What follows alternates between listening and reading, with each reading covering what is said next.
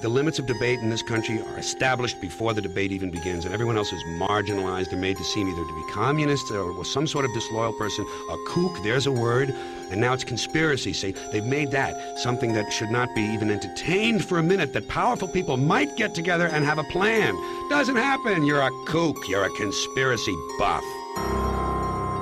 For we are opposed around the world by a monolithic and ruthless conspiracy that relies primarily on covert means for expanding its sphere of influence, on infiltration instead of invasion, on subversion instead of elections, on intimidation instead of free choice, on guerrillas by night instead of armies by day.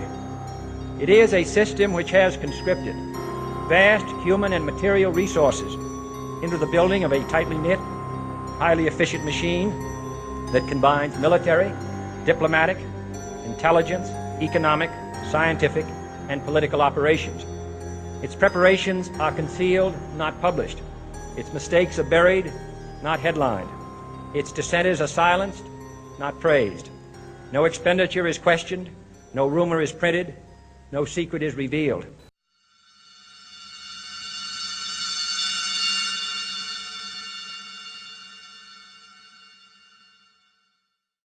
A short introduction. I grew up leading a wonderful life. A fan of action and academics, I was an honors high school graduate with the highest mark in history award at 92%. I earned a double major in history while pursuing my education and arts degrees in 2 universities. Professors asked me to publish some of my essays. The future was looking bright until I realized that it's not what you know and how you can explain it, but rather who you know that counts. I watched my friends get married, buy houses, and start families, while I wondered how I was going to move out of my parents' house. I went back to school to study advanced woodworking and restart my career. It would take me a decade to realize that God had other plans for me. In June 2005, I had an awakening. While reading Matthew 24, I received the impression that what was being discussed in that passage could only be applied to events in our time. I searched Matthew 24 online to get other interpretations. One of those commentaries mentioned the word conspiracy. I was curious. I was instantly flooded with more than I could bear. For 4 sleepless days, I tried to disprove every aspect of what I saw. I couldn't. If my worldview was a computer operating system, it permanently crashed. I had to rebuild my paradigm. This was no easy task, as I had a lot invested. What you're about to see is the result of 5 years' worth of reading of dozens of books, listening to hundreds of podcasts, and reading thousands of articles. This presentation has cost me at least $5,000, and I'm giving it away for free. Because I have invested as much time and concern on this project as others spend raising a child, I have occasionally been labeled obsessed. What these people don't realize is that I'm doing this for them. They don't want to see what I see. Yet. I finally understand how someone like Adolf Hitler managed to fool the overwhelmingly Christian nation of Germany into believing that he was doing God's work. I now know that Adolf Hitler was a large part of an agenda that is so massive that it can't be fully described here. You had better care about this plan instead of sports or soap operas, because what happened to Germany during the Nazi era is happening to America and the West today. In a good 2 hours, you will learn the most important details of some aspects of what took me over 2 years to figure out. I don't know everything, but I know enough. Without knowing the past, you can't know the present or the future. This is why so much of this presentation is a very intense history lesson that you may need to watch several times to fully understand. Please be patient with it and watch it to the end.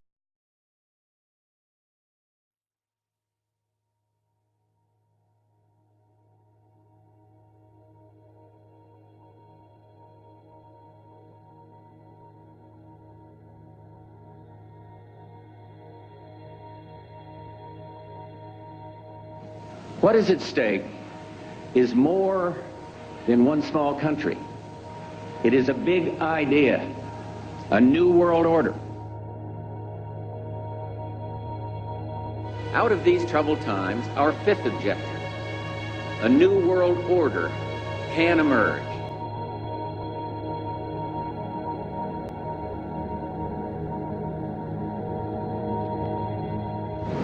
своем движении в другом направлении, к новому мировому порядку, I к think новой even цивилизации. that does not describe why the world has changed so much and why the world has turned so much toward a new world order and a new kind of civilization.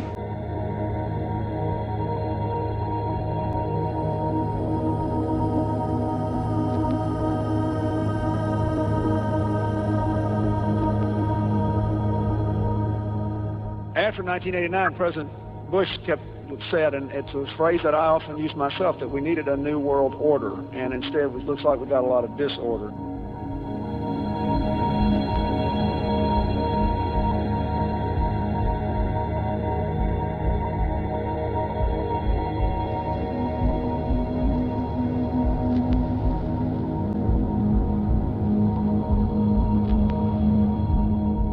There is a chance for the President of the United States to use this disaster to carry out what his father, a phrase his father used, I think, only once, and hasn't been used since, and that is a new world order.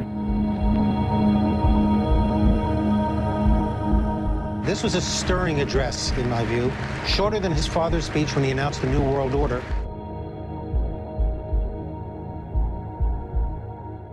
And it's only now that we can begin to understand that the world order that globalization brings and what it's going to look like, it's driven forward now not just by the balance of military strength, the Cold War times, or ordinary political power. It's being driven forward by a seismic shift in economic power that we see around us.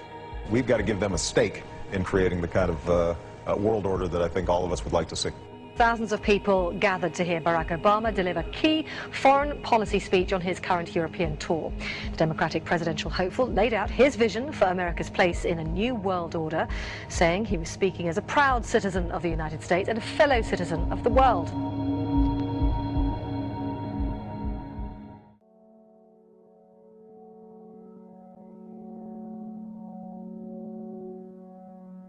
This film is about three big ideas.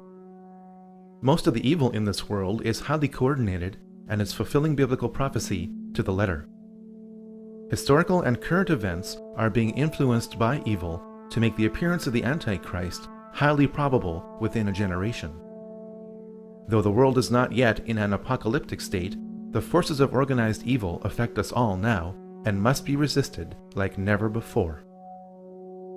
This film is unique in that it systematically studies the origins, activities, and destiny of evil. If you're a Christian, and even if you're not, you should keep watching in order to reduce the effects of evil.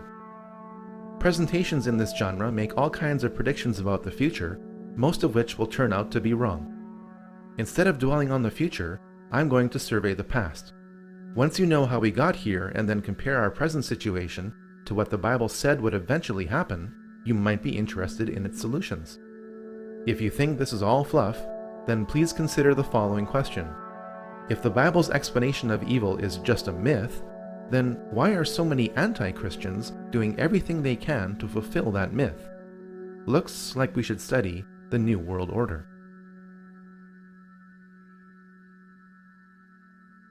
The New World Order is like a rope. That rope is made up of cords of political, military, economic, scientific, cultural, and religious power that has always been pulling the world to a definite conclusion away from God. Recently, that pull has been getting progressively stronger. Each cord of the New World Order rope is composed of people at the outer layers who have no idea what the ultimate goal of those at the center of each cord is. As people work their way to the center of each cord, the ultimate goal of those associated with the New World Order becomes clear. A one-world government, a one-world economy, a one-world military, a one-world society, and a one-world religion, all enforced with absolute control under a single world ruler. This goal is not democratic. In fact, most people will not want this goal to be pursued because it limits their freedom. In spite of popular resistance, this goal is being achieved through secrecy and progressive conditioning to make the public want this goal. There is plenty of evidence that this goal exists. Pat Robertson has written in a book a few years ago that we should have a world government, but only when the Messiah arrives. He wrote, literally, any attempt to achieve world order before that time must be the work of the devil. Well, join me. I'm glad to sit here at the right hand of Satan. The primary driver of the New World Order is religion. After all, people act on what they believe. Financial control is a means by which the New World Order funds its primary tool, which is warfare.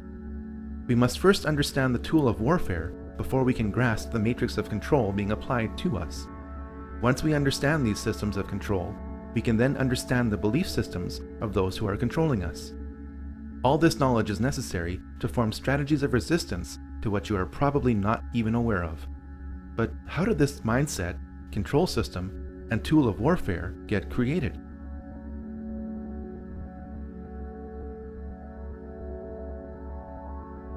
All secret societies trace their origins back to the ancient mystery religions practiced in Sumeria, Egypt, and Babylon. These ancient mystery religions were responsible for keeping a closed population in total subservience to a small elite, which were worshipped as gods, or as intermediaries between the masses and the gods. Knowledge is power. If you know when the next solar eclipse is going to occur, and others around you don't, you can demand a lot from a primitive society when you threaten to darken the sun. People with secret knowledge of astronomy are going to try to keep that knowledge to themselves. The moment they share that knowledge, their power over any society is eliminated. Large groups of people can be held in check by belief systems given to them by a tiny elite which keeps a core of knowledge to itself. This is why the most powerful groups in any society operate in secret. In fact, the word occult does not mean evil. It means secret. You are not supposed to know the secrets of the elite. Once you discover and verify these secrets, you'll be shocked at how the elite control you. The very word secrecy is repugnant in a free and open society, and we are, as a people, inherently and historically opposed to secret societies, to secret oaths, and to secret proceedings. And there is very grave danger that an announced need for increased security will be seized upon by those anxious to expand its meaning to the very limits of official censorship and concealment. That I do not intend to permit to the extent that it's in my control. For we are opposed around the world by a monolithic and ruthless conspiracy that relies primarily on covert means for expanding its sphere of influence, on infiltration instead of invasion, on subversion instead of elections, on intimidation instead of free choice, on guerrillas by night instead of armies by day. It is a system which has conscripted vast human and material resources into the building of a tightly knit, highly efficient machine that combines military, diplomatic, intelligence, economic, scientific, and political operations. Its preparations are concealed, not published. Its mistakes are buried, not headlined. Its dissenters are silenced, not praised. No expenditure is questioned, no rumor is printed, no secret is revealed. Government at all levels must meet its obligation to provide you with the fullest possible information outside the narrowest limits of national security. And so it is to the printing press, to the recorder of man's deeds, the keeper of his conscience, the courier of his news, that we look for strength and assistance, confident that with your help, man will be what he was born to be, free and independent.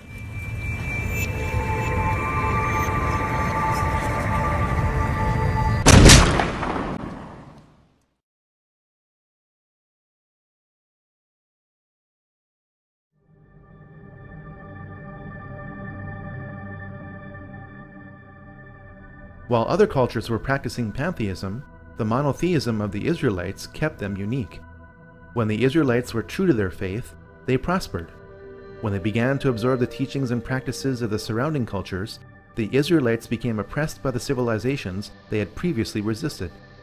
Those within Judaism who were tempted by the occult practices of the surrounding cultures became the vehicle by which secret societies continued right up to today. Practitioners of the occult within Judaism codified their beliefs in a sub-religion which became known as Kabbalah. On the surface, Kabbalism appears to be Judaism. In reality, it is the exact opposite of Judaism. The Kabbalah offers an occult counter-explanation to the revelations of the Jewish prophets and the history of the Israelites. The Kabbalah depicts Moses as an occult figure whose purpose was to initiate the Israelites back into the more enlightened and advanced teachings of Egypt. We must grasp this if we are to understand much of what is happening in Israel today. We must also understand that the teachings of all secret societies flow through the Kabbalah. A girlfriend of mine was going all the time and to these classes. They're classes. It's the Kabbalah Learning Center.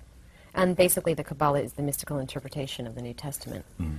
And she kept telling me about this really charismatic rabbi named Eitan who told these great stories, and she kept going on and on about it, and and I said, listen, Susan, I'm not even Jewish. Why are you telling me these things? And she's like, you don't have to be Jewish. Just come and take it, study, and if you like it, you like it. If you don't, leave. So I did. Those of you who have not learned what some call the deep things of Satan, I know your works, but I have this against you. That you have abandoned the love you had. And the soul beast lies not the sea with 10 horns and 7 heads, and a blasphemous name upon its head, and the beast that I saw was like a leopard, its feet were like a bear's, and its mouth was like a lion's mouth, and to it the dragon gave its power. And the whole earth followed the beast with wonder, and they worshipped the beast, saying, who is like the beast, and who can fight against the beast? It opened its mouth to utter blasphemous words against God.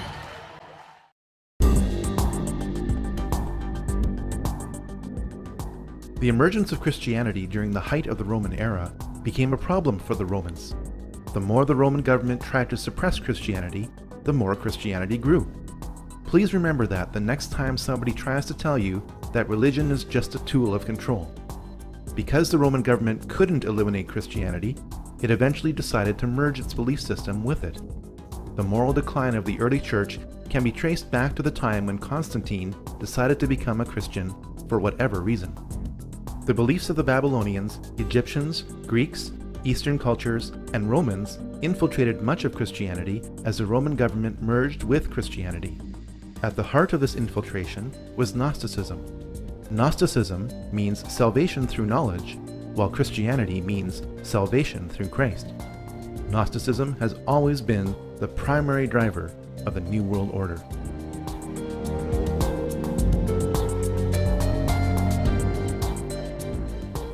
A military and religious order known as the Knights Templar was created in Jerusalem in 1118 by 9 French knights.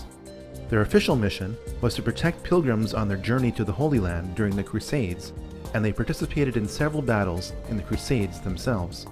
The name Knights Templar was applied to this group when Baldwin II, King of Jerusalem, gave this group of knights lodging in his palace built on the ruins of King Solomon's Temple. By 1128, the order was given special protection by the Pope. As the Crusades wore on, the Knights Templar set up offices in Christian countries to encourage enlistment. The Knights Templar were a tax-exempt organization and received donations from crusading pilgrims in exchange for protection to and from Jerusalem. Because its membership remained dominated by the nobility, the Knights Templar were granted many favors by European rulers. Through gifts of land and money, the Knights Templar became extremely wealthy and powerful. The Knights Templar degenerated to the point where they practiced idolatry, sex rituals, and worshipped Satan in the form of the Baphomet. In fact, sodomy became a rite of initiation into the order. Unfortunately, those practices are being carried on today. And if Washington doesn't have enough to talk about these days, the Washington Times reported today that unidentified White House aides in the Carter, Reagan, and Bush administrations now are being investigated for using the services of a call boy ring. The paper reports that 2 of the male prostitutes were given a late-night tour of the White House last year. The White House press secretary, Marlin Fitzwater, said he knew nothing of this investigation. NBC's Lisa Myers reports her sources in the U.S. Attorney's Office say the investigation is not focusing on prostitution, but on fraud involving the use of credit cards to pay for the call boy services. Pope Clement V resisted abolishment of the Knights Templar for years. Finally, after waves of public pressure, most notably from King Philip IV of France, the Pope ordered 54 Templars burned alive in Paris as punishment for conspiracy and Satan worship. The order was destroyed when the Grand Master of the Knights Templar, Jacques de Molay, was burned at the stake on March 18, 1314. Many of the Knights Templar fled to Scotland, Portugal, and to the island of Malta. Some of today's well-connected youth are still initiated into a secret society based on the Knights Templar, known as the Order of de Molay.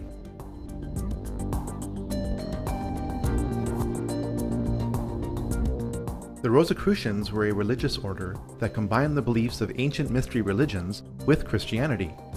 It is not known whether the Rosicrucians were founded independently of the Knights Templar. At some point, these two groups merged and became one. After the Knights Templar were abolished, the Rosicrucians became the key vehicle by which occult teachings were spread throughout Europe. This has also been the case in much of the Jesuit order, as it led the Counter-Reformation. The occult teachings of the Rosicrucians, rooted in the Kabbalah, had a big impact on recent history. My thanks to all of you, and now it's on to Chicago, and let's win there.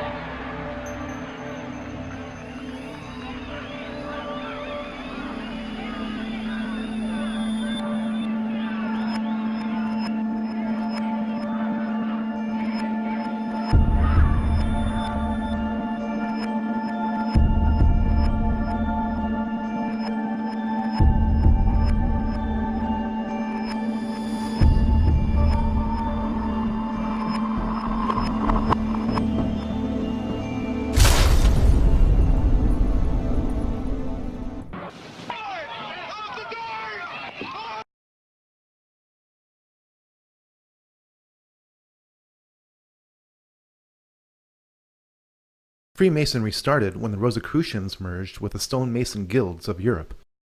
From the 1640s onwards, as the construction of grand cathedrals declined, Masons concentrated less on stonework and more on occult teachings.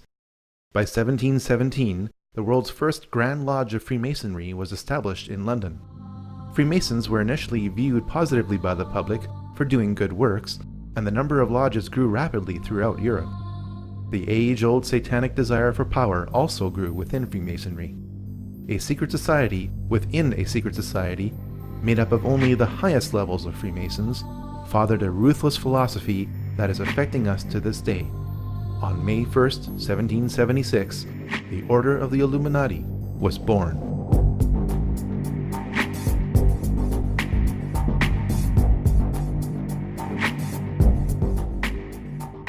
The Illuminati were a perfect storm of Freemasonic, banking, and religious interests. If you are truly interested in separating fact from fiction, what remains as fact about the Illuminati from original sources is most disturbing. By reading Robeson's Proof of a Conspiracy, the goals of the Illuminati become clear. Abolition of all monarchical government and patriotism to it. Elimination of private property and inheritance. Destruction of the traditional family. And eradication of all religion. The Illuminati were an extreme sect of Freemasonry. The effects of these institutions cannot be overemphasized. Over 5,000 years of occult history have been focused into Freemasonry and the Illuminati. Around 250 years of occult practices have flowed from them. The modern financial system was created by a family which had connections to the Illuminati. The goals of communism are identical to the goals of the Illuminati. Modern propaganda movements can be traced back to Freemasonry and the Illuminati.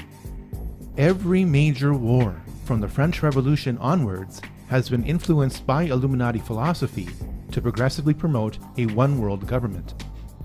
The Illuminati were headed up by Adam Weishaupt. Weishaupt had a Catholic background and, contrary to popular myth, was not a Jesuit or secret Jew. When his father died when Adam was 5, Weishaupt was sent to live with his godfather, rector at Ingolstadt University. Because the university was a Catholic institution, the rector brought home many suppressed books, which Adam read. Weishaupt graduated with a Doctor of Law degree from the University of Ingolstadt in 1768. Though the Pope disbanded the Jesuits in 1773, they were still allowed to teach canon law at the university because they were the only ones who were qualified to do so. This angered Weishaupt and pushed him further towards the radical teachings he read as a child. At first, Weishaupt had only a few disciples who met locally in Weishaupt's apartment in Ingolstadt, Germany. To my knowledge, this is the only presentation to prove the physical origins of the Illuminati. From this upper room, an evil philosophy of extreme rationalism was born. Weishaupt was initiated into the Masonic Lodge of Theodore of Good Counsel in Munich in 1777. Through his growing associations with Freemasons, priests, preachers, professors, dukes, colonels, and counts, Weishaupt worked to weave the Illuminati into the rope of Freemasonry. The nobility wished to become members of the Illuminati to establish more connections to advance their own enterprises and interests. Members of the Illuminati were gradually told the intentions of the group as long as they agreed with them and could be trusted to keep its secrets. In 1782, dozens of participants attended the Masonic Congress of Wilhelmsbad, which became the power base of the Illuminati. At its height, the Illuminati had around 2,000 members. The House of Rothschild was on its way to becoming the most powerful banking family in the world.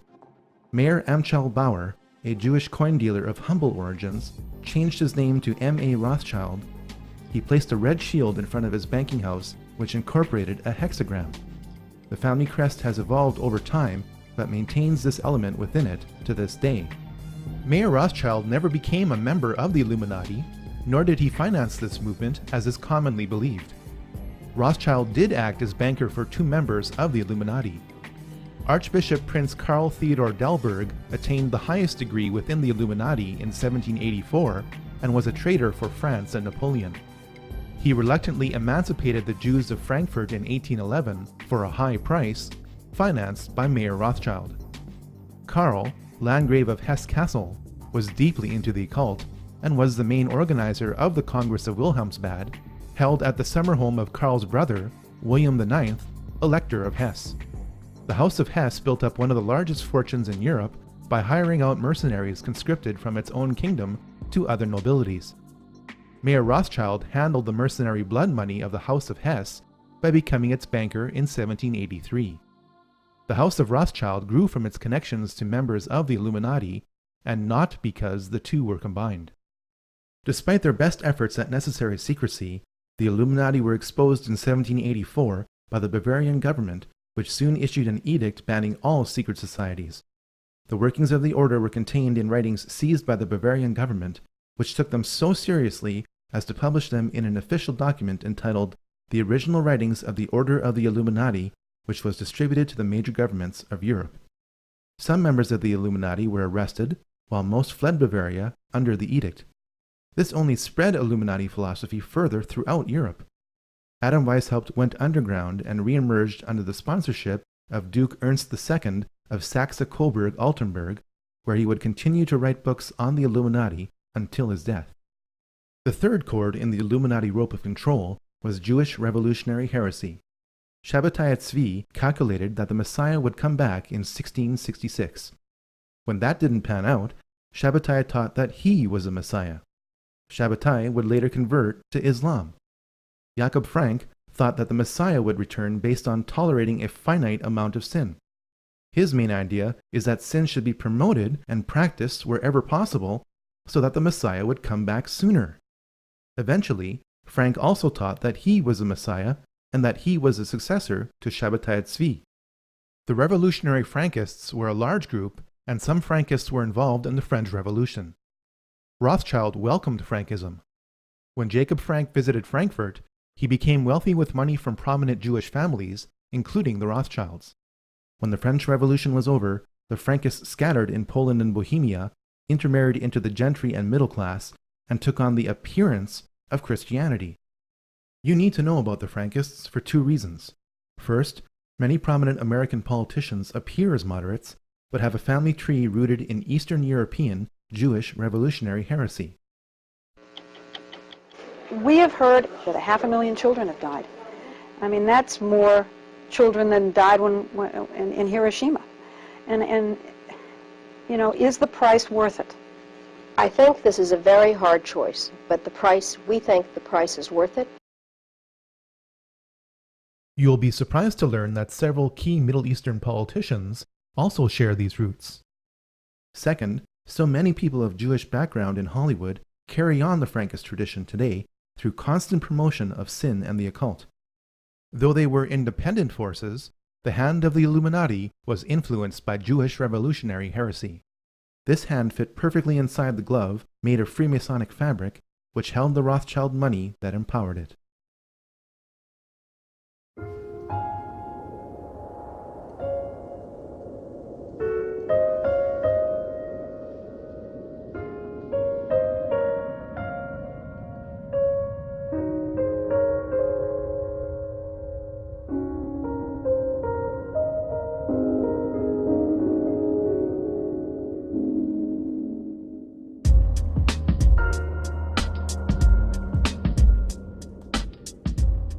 Scattered from Bavaria, the Illuminati quickly re-emerged in France within pre-existing revolutionary groups, the largest of which was the Jacobin Club.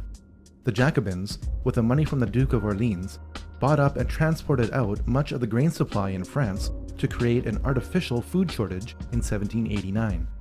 The famine that resulted drove people to revolt. The Jacobins told the people to blame the famine on King Louis XVI and Queen Marie Antoinette. The fate of that French monarchy was sealed in the minds of the public when it was alleged that Marie Antoinette said, "Let them eat cake," in response to the famine. Jacobin propaganda pinned this saying on Antoinette to create maximum hatred for the monarchy. It worked. The hatred of all authority in the French Revolution did not stop with the execution of the French king and queen in 1793. By the time the 6 successive waves of the French Revolution had passed, over 18,000 people had been guillotined without trial. Decapitated heads of the nobility were stuck on bayonets and paraded throughout the streets. The Christian calendar was abolished. The work week was lengthened to 10 days straight. By the time the French Revolution burnt itself out, it is estimated that this program killed 300,000 people, all in the name of liberty, equality, and fraternity. The world's first Luciferian revolution, guided by the Illuminati, was complete.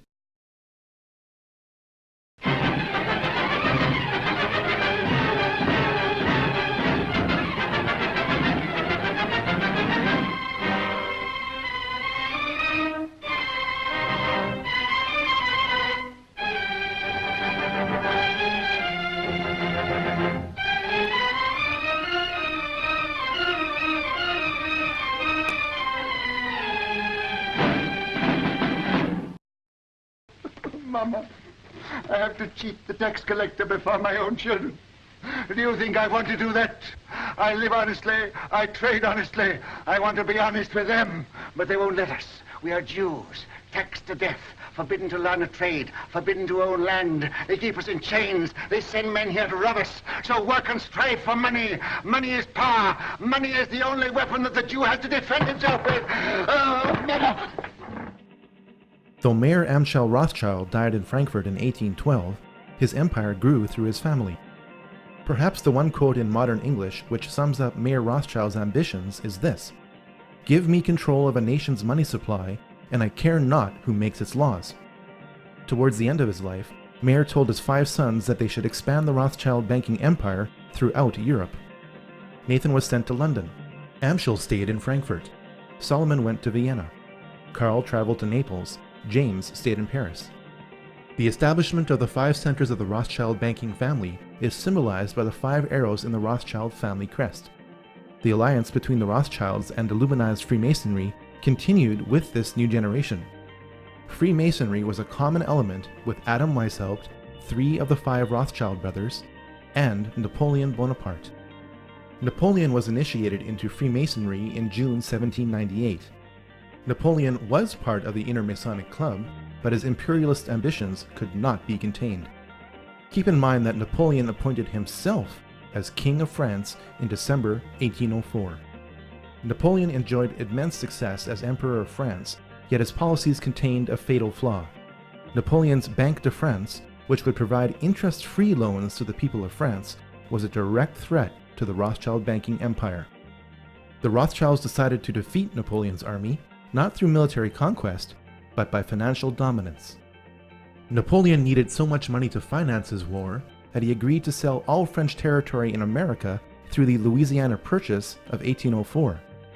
Nathan Rothschild in England took Prince William's money transferred to Amschel Rothschild in Germany and used it to fund British forces. Jacob Rothschild in France was one of several banks helping to fund Napoleon's army. This means that the Rothschilds were busy funding both sides of the War of 1812.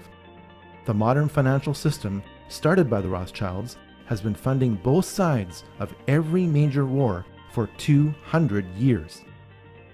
While the Battle of Waterloo was a defeat for Napoleon, it was also a guarantee of financial domination for the Rothschilds.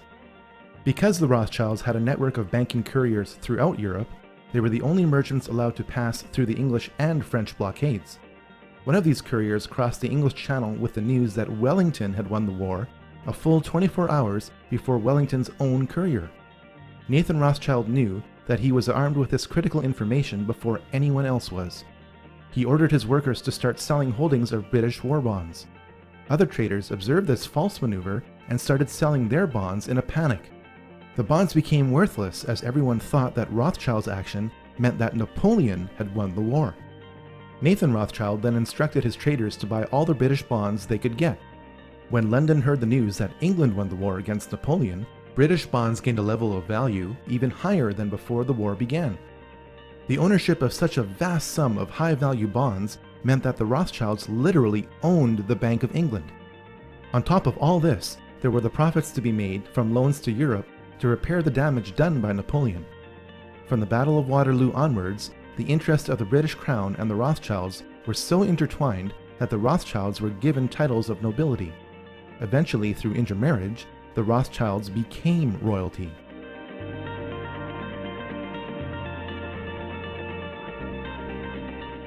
Following the Napoleonic Wars, the Illuminati thought that the nations of Europe would be so tired of fighting that they would agree to enter into a federation. Switzerland was declared to be a neutral country into which member kingdoms could deposit their money. Since the post-Napoleonic nations of Europe were heavily indebted to the Rothschilds, it could be argued that the Congress made Switzerland act as the modern version of the Knights Templar for the past 200 years. Now you know why Switzerland has acted as Europe's untouched bank during the European slaughters of World War I and World War II. The Congress of Vienna resulted in a treaty. Russian Tsar Alexander I opposed this treaty because he saw the Congress as an Illuminati takeover. The Rothschilds vowed that the Romanov dynasty would someday come to an end.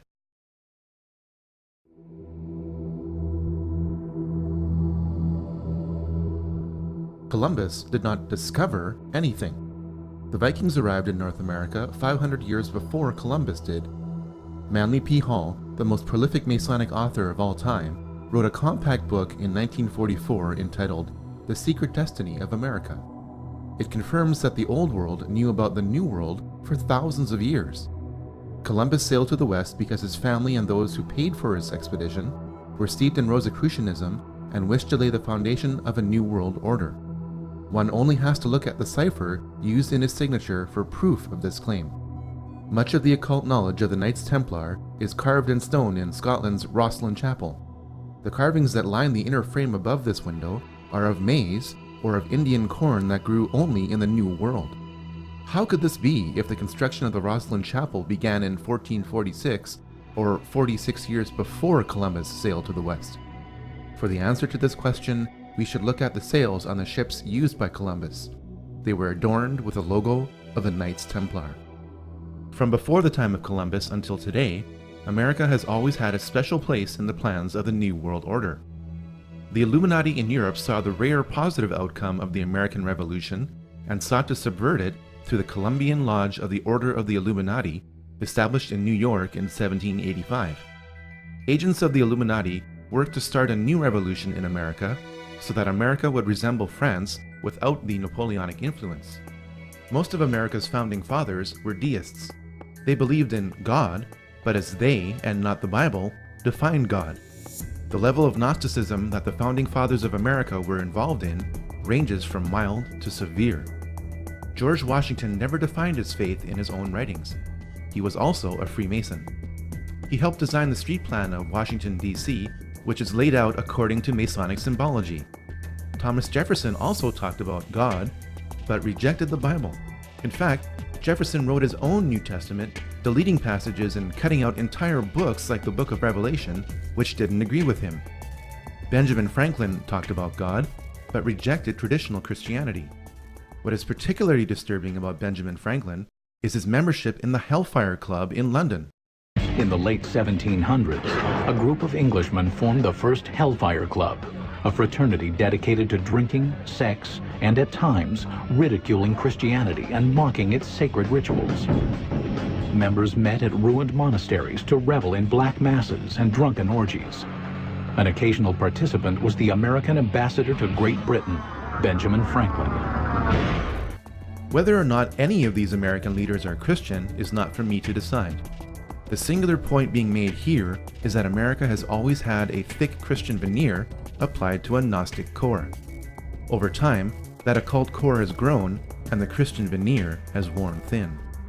In 1791, Alexander Hamilton established the first privately owned central bank in the United States with $10 million on a 20-year charter. This is contrary to the United States Constitution, which Hamilton signed. When the charter expired, the head of this private group was revealed.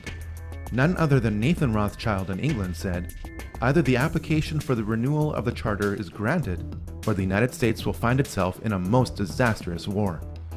The United States repelled the British on American soil within 1 year of Nathan Rothschild's pronouncement during the War of 1812. Fortunately for America, Britain was tied up fighting Napoleon in Europe and couldn't send enough troops to reclaim America. While America won a military victory, its financial back was broken. The War of 1812 forced the rechartering of the private bank of the United States. Thanks to the war and inflation, the debt owed to the bank exploded to $127 million. Andrew Jackson vetoed the bank in 1832. In 1835, President Jackson distributed a $35 million surplus. This was the only time in American history that the United States had balanced its books.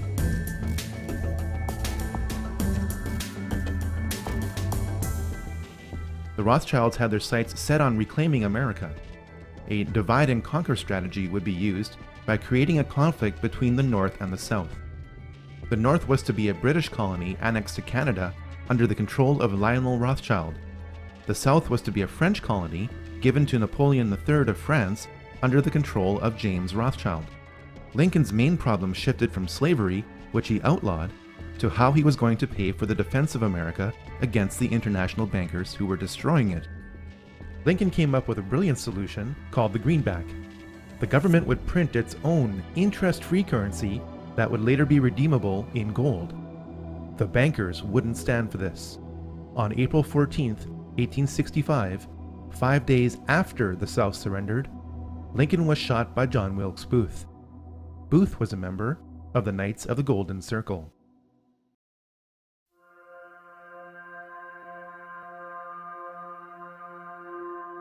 The monarchies of Europe, led by the British royal family, had been involved in the occult for centuries through the sponsorship of clairvoyants.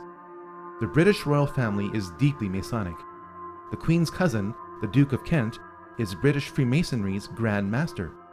There is even a Freemasonic lodge in Buckingham Palace.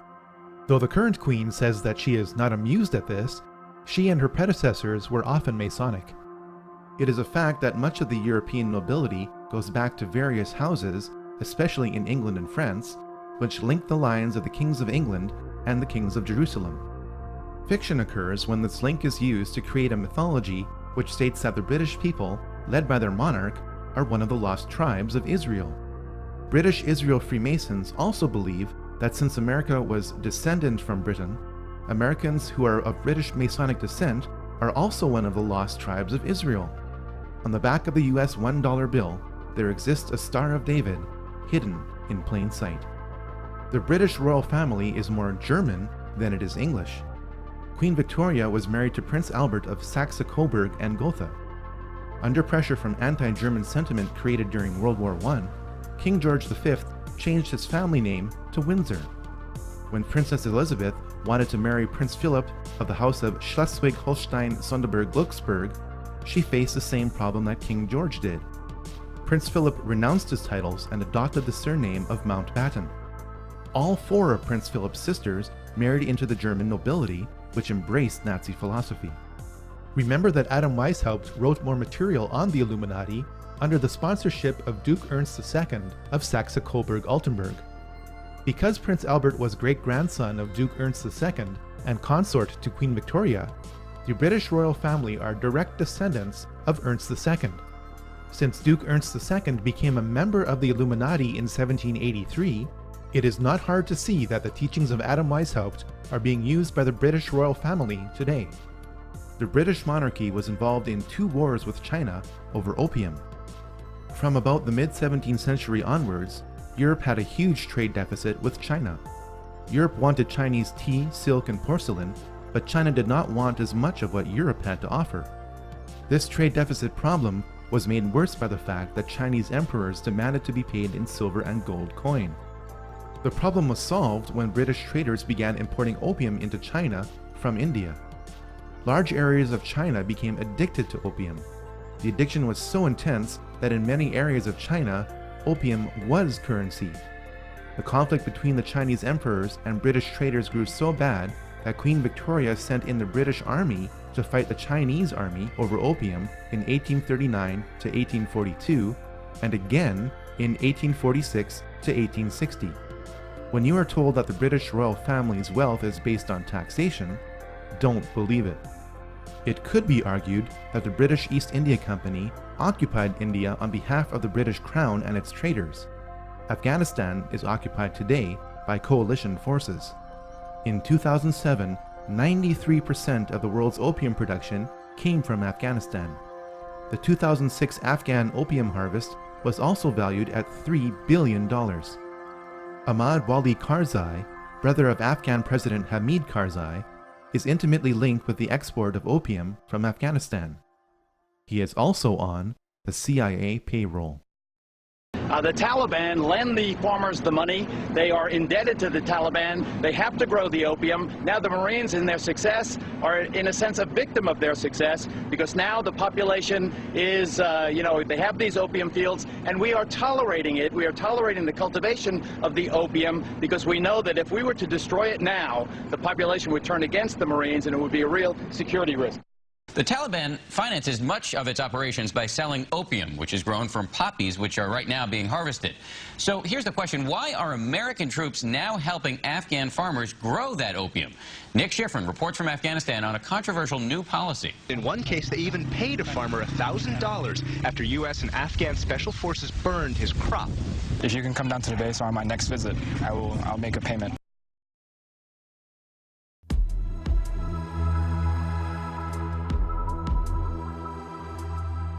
The Round Table groups are the most influential and interconnected secret societies in the Western world. While Cecil Rhodes did not start any of these groups, he was instrumental in ensuring that they worked together toward a common goal.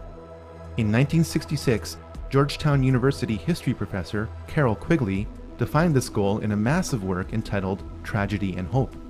One of the members of the Round Table groups sponsored Carroll Quigley, who was given access to their secret records, to produce what the group thought would be an internal publication. As a teenager, I heard John Kennedy's summons to citizenship. And then, as a student at Georgetown, I heard that call clarified by a professor named Carroll Quigley, who said to us that America was the greatest nation in history because our people had always believed in 2 things: that tomorrow can be better than today, and that every one of us has a personal, moral responsibility to make it so.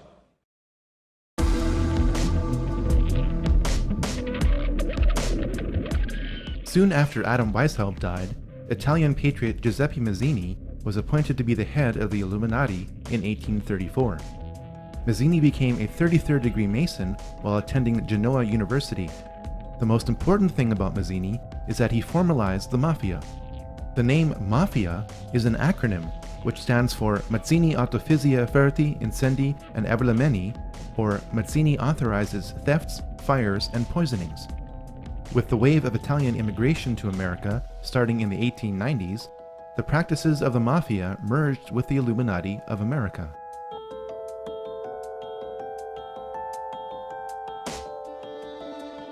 Next to Adam Weishaupt, Albert Pike is the most influential Freemason in history. Pike was asked by American Freemasons to reform its rituals. He did so in a Masonic handbook entitled Morals and Dogma of the Ancient and Accepted Rite of Freemasonry, published in 1871. The Knights of the Golden Circle, or KGC, was a Masonic organization dedicated to establishing a golden circle of territories between Mexico, Central America, the Caribbean, and the southern states, which would officially sanction slavery. Albert Pike was associated with the KGC and created several spin-off groups from it, including the Ku Klux Klan. While he was Sovereign Grand Commander of the Scottish Rite of Freemasonry, Albert Pike created his own office of Chief Justice of the KKK. This is also borne out at the location of his statue, which is in Judiciary Square in Washington, D.C. Albert Pike is responsible for inflaming racial tensions that were the official cause of the U.S. Civil War. Now you can understand how the American Civil War was really about who would control the money supply of the United States, and that slavery was a secondary issue in this conflict.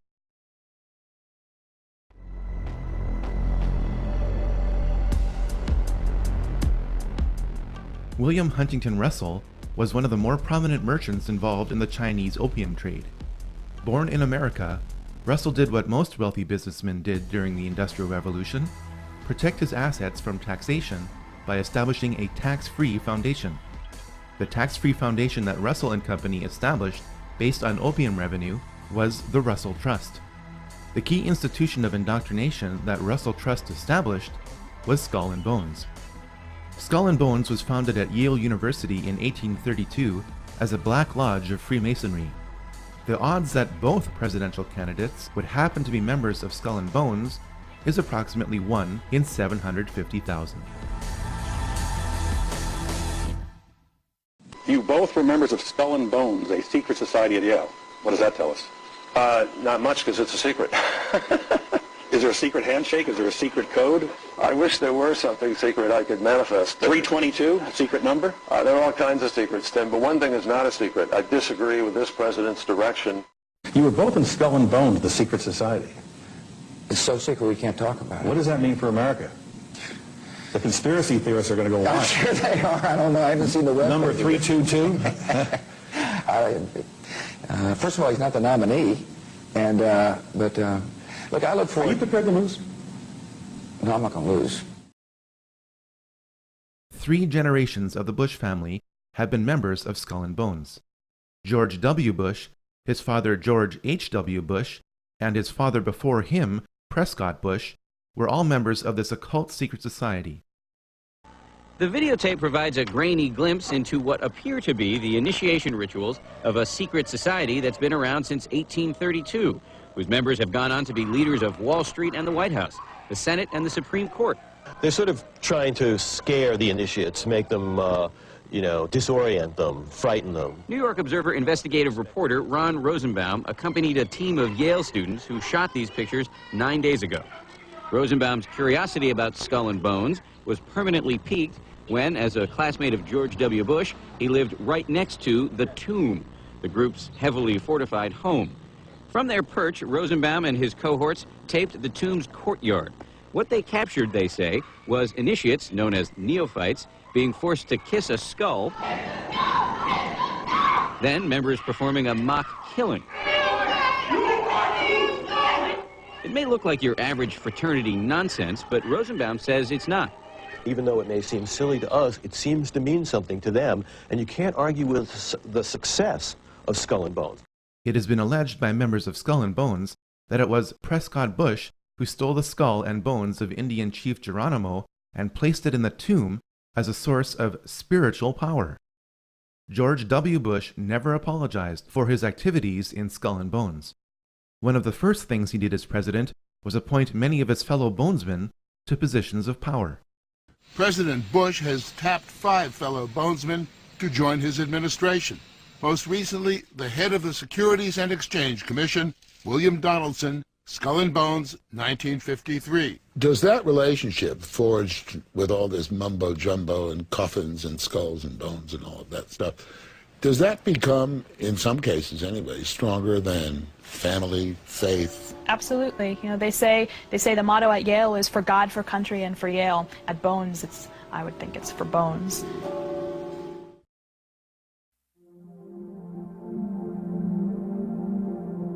Georg Hegel was a German philosopher who came up with a basic system for achieving the goals of the Illuminati called the Hegelian dialectic. This system is based on 3 steps. In step 1, a rogue government will create the problem that harms or even kills its own citizens. This deception is known as a false flag attack. In step 2, a rogue government will control the reaction to the problem which it created by typically blaming it on an enemy or some aspect of its own society over which it seeks more control.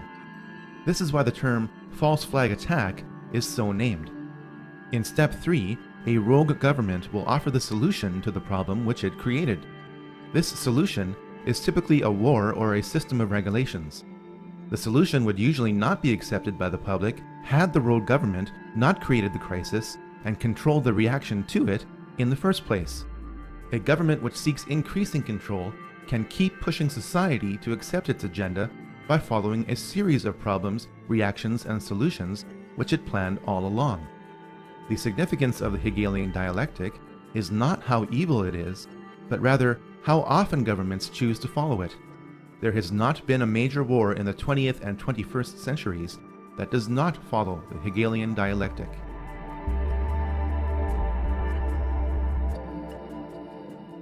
Though his family converted to Christianity, Karl Marx became a Satanist during his university years. In a poem entitled Pale Maiden, Marx wrote, "Thus heaven I forfeited, I know it full well. My soul, once true to God, is chosen for hell." Over time, Marx became a 32nd degree Mason. Karl Marx met up with German philosopher Friedrich Engels. Engels joined a revolutionary group 10 years earlier founded by Giuseppe Mazzini. It was Engels who would feed Karl Marx physically and intellectually for life. Marx published the Communist Manifesto in 1848 based on a draft from Engels. The manifesto was commissioned by the Communist League in London, whose history can be traced back to the Jacobin Club and the Illuminati. The foundations of communism are identical to the goals of the Illuminati. Karl Marx was always looking for money. He found it when Nathan Rothschild gave Marx several £1,000s to finance the cause of socialism through the Hegelian dialectic. Marx wrote Das Kapital in 1867, which became known as the Bible of the working class. While his Bible called for the working class to rise up and overthrow the financial bourgeoisie, Marx evidently did not practice what he preached. In an 1864 letter to his uncle, Marx announced that he made £400 on the stock exchange. Nikolai Lenin picked up where Karl Marx left off. Lenin admired Mikhail Bakunin, who wrote, "The evil one is the satanic revolt against divine authority. Satan, the eternal rebel, the first free thinker, and the emancipator of worlds." While attending university, Lenin became a Mason.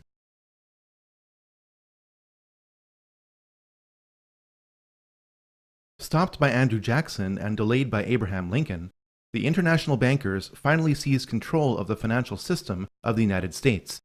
On December 23, 1913, the Federal Reserve Act passed through Congress when most congressmen were home for Christmas. President Wilson promised to sign the Federal Reserve Act in exchange for campaign contributions. This unconstitutional act allowed a private group of international bankers to print pieces of paper as money which would be loaned out to the government at interest. Leading directly or indirectly through their agents, the most prominent members of this group were J.P. Morgan, J.D. Rockefeller, Jacob Schiff, and Max and Paul Warburg. Every member of this group was connected in different ways to the Rothschilds. The international bankers wasted little time in doing what they do best: finance wars.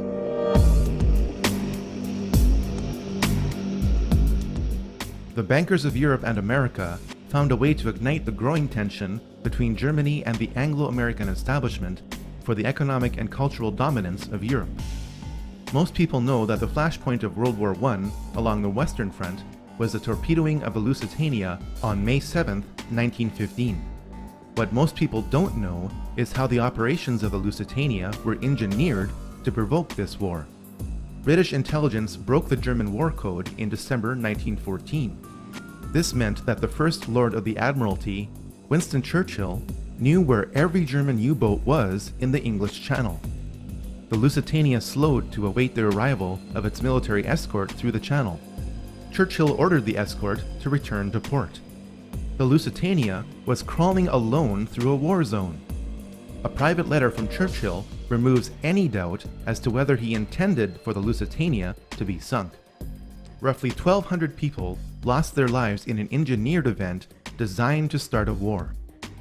The Germans claimed that the Lusitania was carrying arms from America to be used by Britain against Germany. 93 years later, this claim has been proven to be true. The English-speaking press, controlled by the Rothschild-owned news services in Europe, published the claim that the barbaric Germans had attacked an unarmed passenger ship. This ignores the fact that the German government placed warnings in New York newspapers reminding passengers that the ship would be sailing into a war zone. The best example of how the Illuminati bankers funded both sides of World War I was given through Max and Paul Warburg. Paul Warburg's firm of Kuhn, Loeb and Company was in charge of Liberty loans, which helped finance the American military. Max Warburg's firm of M.M. Warburg and Company helped finance the German military.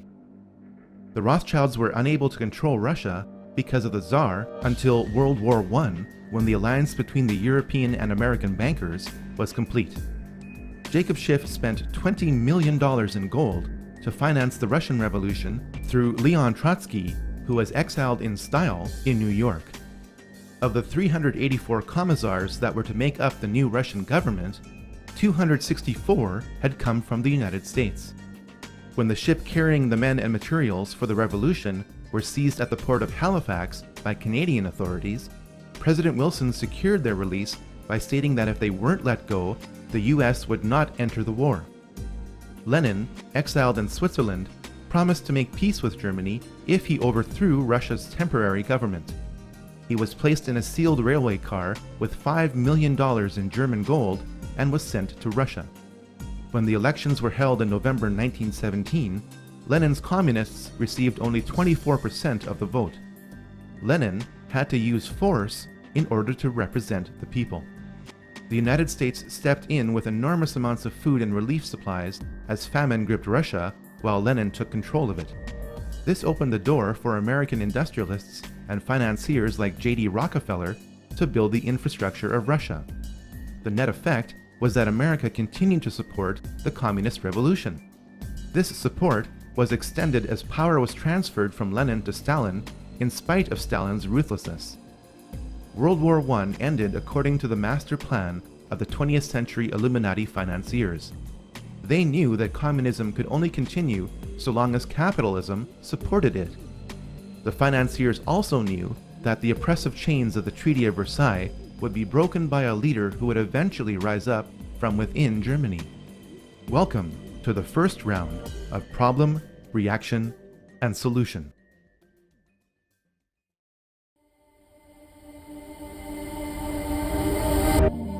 As the Industrial Revolution progressed, several captains of industry emerged in America. Andrew Carnegie made his fortune in steel production. Henry Ford excelled at making cars. John D. Rockefeller made the largest fortune in America through banking based on oil production. Many have speculated that the CFR is an acronym based on Carnegie, Ford, and Rockefeller. While this may not be the case, all three of these men have had a financial stake in the CFR, which was officially formed in New York in July 1921. Its logo features a rider on a white horse giving a Masonic salute. The Latin word in the logo means everywhere. The CFR in New York is the counterpart to the Royal Institute in London. Both groups are members of the Round Table groups. The same bankers which established the Federal Reserve in 1913 funded the CFR through dozens of tax-free foundations. If you want to catch a ride in the Anglo-American machinery of the Illuminati today, you will agree to be told what to do. It's good to have an outpost of the council right here down the street from the State Department. We get a lot of advice from the council, so this will mean I won't have as far to go to be told what we should be doing and how we should think about the future. It's good to be back at the Council on Foreign Relations. As Pete mentioned, I've been a member for a long time and was actually a director for some period of time. I never mentioned that when I was campaigning for re-election back home in Wyoming. The goal of the Royal Institute and the CFR is nothing less than one world government. In 1950, CFR member James Warburg testified before the Senate Foreign Relations Committee and said, "We shall have world government whether or not you like it, by conquest or consent." You would think that the CFR would be the talk of the American mainstream media, but the CFR dictates what will make the American news and how it will be presented to reporters in key positions who are along for the establishment ride.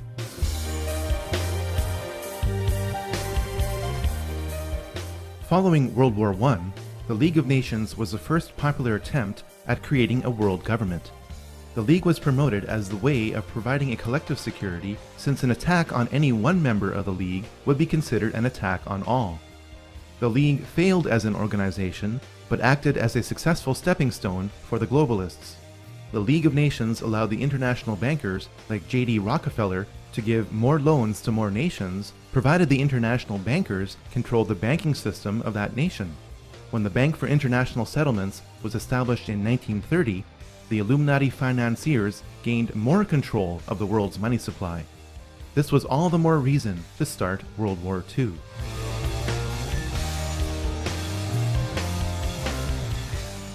We must understand political Zionism up to World War I if we are to understand the entire foundation of the 20th century. Austrian Jew Theodor Herzl published a book in 1896 entitled The Jewish State. It proposed a Jewish state to cure the problem of anti-Semitism. The Rothschilds founded the Zionist Federation of Great Britain in 1897 to promote political Zionism with Theodor Herzl as president. We must stop our survey of political Zionism at this point to carefully define it. Political Zionism is the social movement which creates and sustains the physical nation of Israel. This definition is in the present tense because the territory of Israel is in a state of flux. Political Zionism is also the driver for world government through Israel in the tradition of the heretical Frankist Jews. This definition is embodied by the Rothschild family. Not all Jews are political Zionists. Not all political Zionists are Jews. The political Zionist movement feeds off Jews in the same way that the Nazi movement fed off Germans. Political Zionism is the greatest enemy of the Jews. Political Zionism is the ultimate dialectic, and Theodor Herzl understood this. Frankism is the basis of political Zionism, which expressed itself in the Russian Revolution. Karl Marx's real name was Moses Mordecai Levy. Vladimir Lenin was born Vladimir Ilyich Ulyanov, which is of Jewish lineage. Leon Trotsky's real name was Lev Davidovich Bronstein. The Rothschilds finally succeeded in making good on the threat to remove the Romanov dynasty from power through the Frankist Bolsheviks they controlled.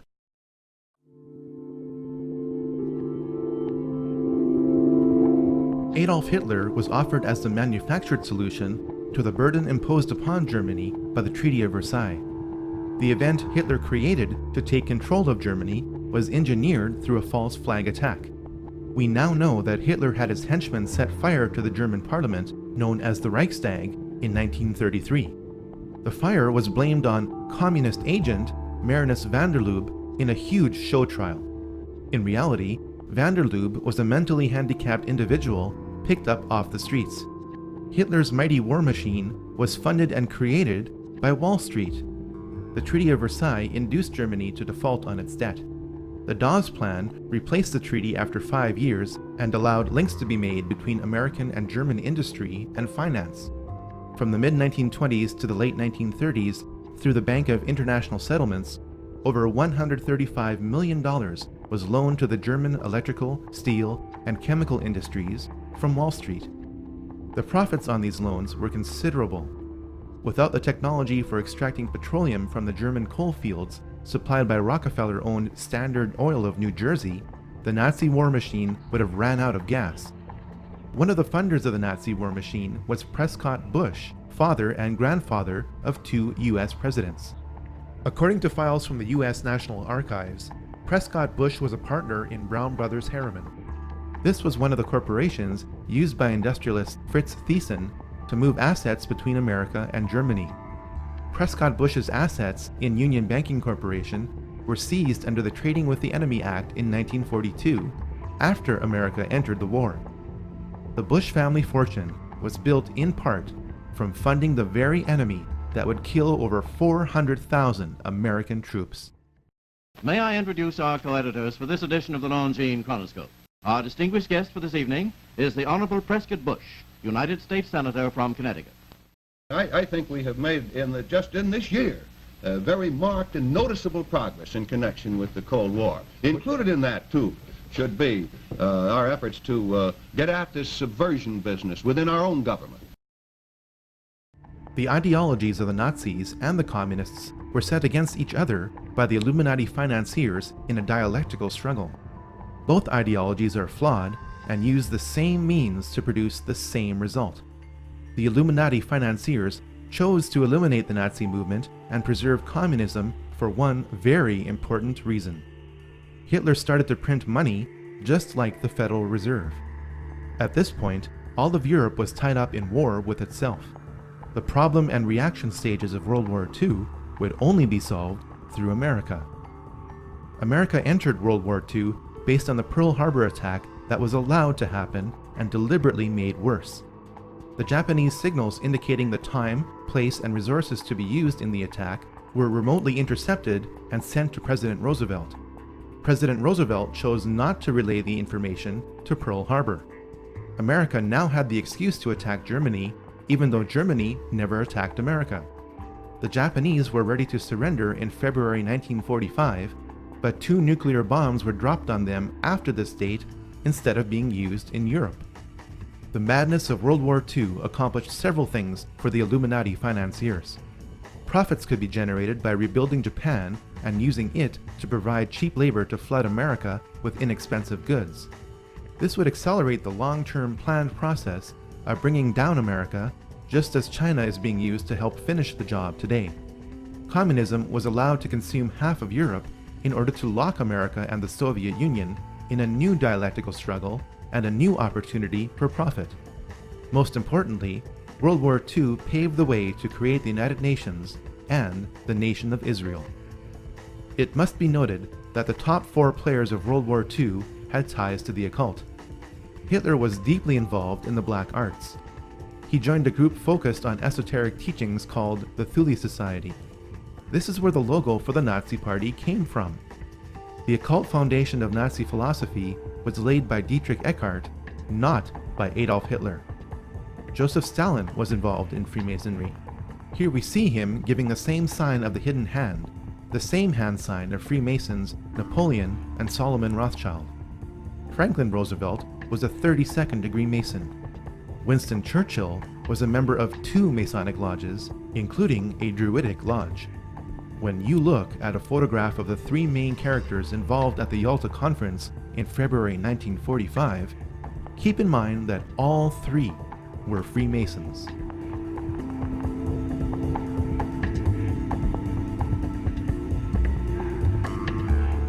The United Nations was the second prearranged attempt at world government, offered as the solution to future conflicts like World War II.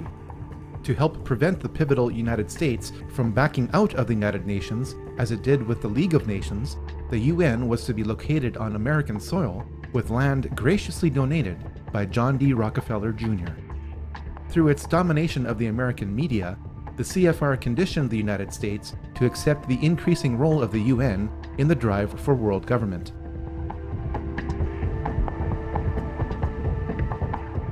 Political Zionism, a tool of the Rothschilds, clearly expressed the desire to create Israel long before World War II. This is documented in the Balfour Declaration of 1917. Arthur James Balfour of the British Foreign Office announced that it was the will of His Majesty's government to establish a Jewish homeland in Palestine. This official policy was given to the World Zionist Federation of Great Britain, headed by Lord Rothschild, over 30 years before Israel was created. James Balfour, a willing tool of the British Freemasonic crown, was awarded many Masonic royal titles for this and other services rendered. Political Zionism used and magnified the anti-Semitism of the Nazi movement to create Israel. As soon as Hitler took power in 1933, many Jews around the world boycotted German goods. The political Zionists in Palestine negotiated a secret deal with the devil. In return for the transfer of 60,000 Jews and $100 million to Palestine, political Zionists would halt the worldwide Jewish-led anti-Nazi boycott that threatened to topple the Hitler regime in its first year. Over 40 million Chinese died in a 25-year period under the dictatorship of Mao Zedong, yet all you probably know is the phrase 6 million Jews. If you question the scope and purpose of the Holocaust, you will be labeled a Holocaust denier. The Holocaust of the Jews has been ground into the public consciousness by the political Zionists who used and inflated its horror to justify their goal. Theodor Herzl's dream was realized when the flag he proposed, based on the Rothschild hexagram, flew over Israel in May 1948.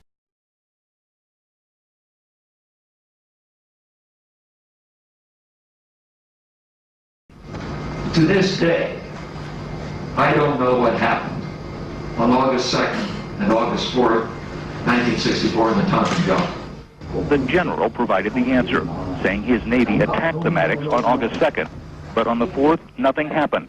There was absolutely nothing, he said. The revelation may be important to historians. They have argued for years that the second incident on August 4th never occurred, but Lyndon Johnson used it to justify air attacks on Vietnam and broaden the scope of the war.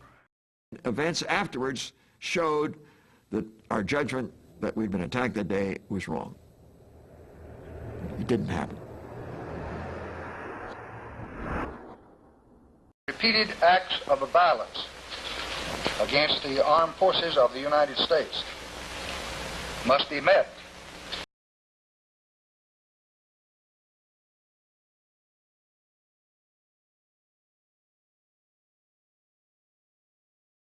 The wars against Asian communism for 30 years were symptoms of a much larger problem. The problem was that the Illuminati financiers were using a new dialectic to control the world. By pitting the capitalist West against the communist East, the world was locked in a state of bipolar tension with little chance of truly breaking free. The arms race between America and Russia was the best symbol of this tension. Russia was given the tools and technology to make the atom bomb by the American establishment in 1944. In spite of this, Russia and America spent over $5 trillion on weapons that would have guaranteed mutually assured destruction many times over. In his closing speech to the nation in January 1961, President Eisenhower warned about the military-industrial complex.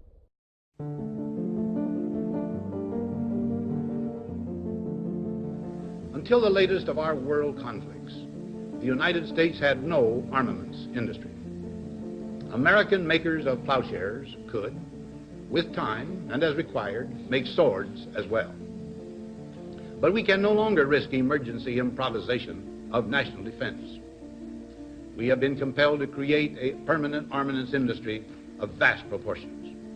Added to this, 3.5 million men and women are directly engaged in the defense establishment. Now, this conjunction of an immense military establishment and a large arms industry is new in the American experience. The total influence, economic, political, even spiritual, is felt in every city, every state house, every office of the federal government. We recognize the imperative need for this development, yet we must not fail to comprehend its grave implications. Our toil, resources, and livelihood are all involved. So is the very structure of our society.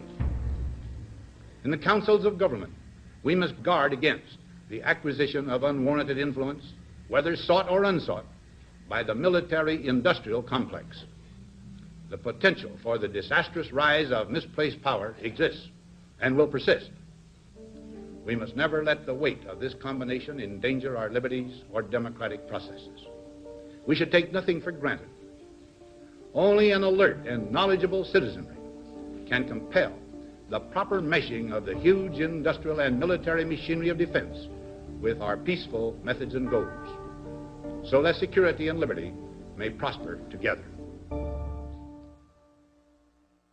We didn't listen to him then. We still aren't listening now. The Illuminati financiers planned for the failure of communism. Communism as a system is guaranteed to fail without support. It failed in 1989 through the symbology of the fall of the Berlin Wall. China was busy by this time producing goods for the capitalist West. In 50 years, the planet went from a multipolar world to a bipolar world to a monopolar world. In the meantime, 3 more secret societies emerged to help manage the planet without your awareness or consent. The time to encourage another war would soon be around the corner.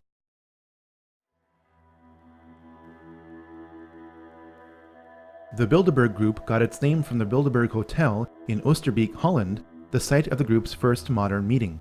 It was founded by Prince Bernhard of the Netherlands in 1954, though its practices can be traced back to the Knights Templar. The Bilderberg Group was originally concerned with a regional Europe for the benefit of its members at the expense of national sovereignty. Over time, its scope has broadened to include balanced membership mainly from NATO countries. Many members of the CFR are also members of the Bilderberg Group. Once a year in 5-star hotels between Europe and North America, around 100 influential people gather together to determine the future of the planet for the next 1 or 2 years. The membership and accomplishments of the Bilderberg Group have been impressive. Presidents are chosen by this group. When Queen Beatrix and David Rockefeller get together at a Bilderberg meeting, you are looking at the 2 people on the planet who control the lion's share of the world's oil supply. The 2008 oil price and credit boom and bust were planned events according to leaks from the Bilderberg Group in 2006. The Bilderberg Group also created the European Union.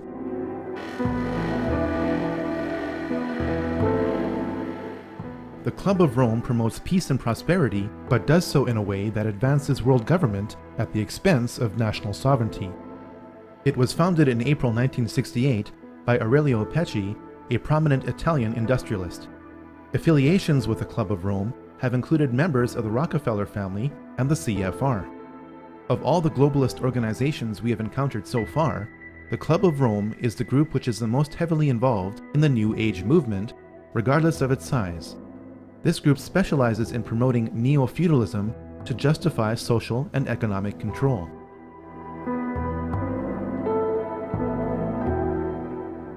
The Trilateral Commission was created in 1973 by David Rockefeller to launder money.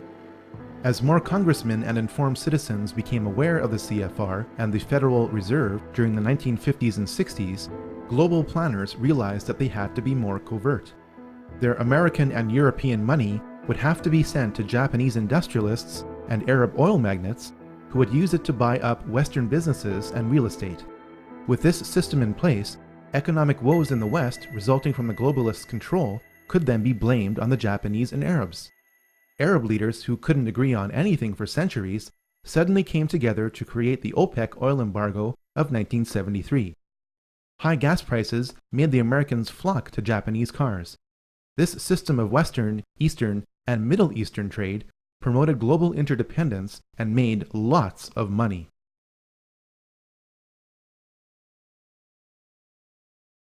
Saddam Hussein became the new target of the Illuminati financiers with the collapse of communism in 1989. White House Special Envoy Donald Rumsfeld met Saddam in December 1983. Rumsfeld gave Saddam the gas he used to kill thousands of his own people, but that didn't matter to the elite. What did matter was that Saddam was pumping too much oil to get rid of his foreign debt. This lowered oil prices by flooding the oil market, angering OPEC nations. It also lowered the value of the US dollar because it was the world's reserve currency and oil is traded in US dollars. Saddam was becoming independent and had to be stopped. US Ambassador to Iraq, April Glaspie, met Saddam in July 1990. When Saddam asked the ambassador what the American response would be if he were to invade Kuwait, the ambassador replied, "We have no opinion on the Arab-Arab conflicts, such as your dispute with Kuwait." Saddam bit on the bait and invaded Kuwait 1 month later. Operation Desert Storm followed in 5 months in January 1991. Saddam's army was destroyed, in 5 weeks. While I was there, I saw the Iraqi soldiers come into the hospital with guns. They took the babies out of the incubators. Took the incubators and left the children to die on the cold floor.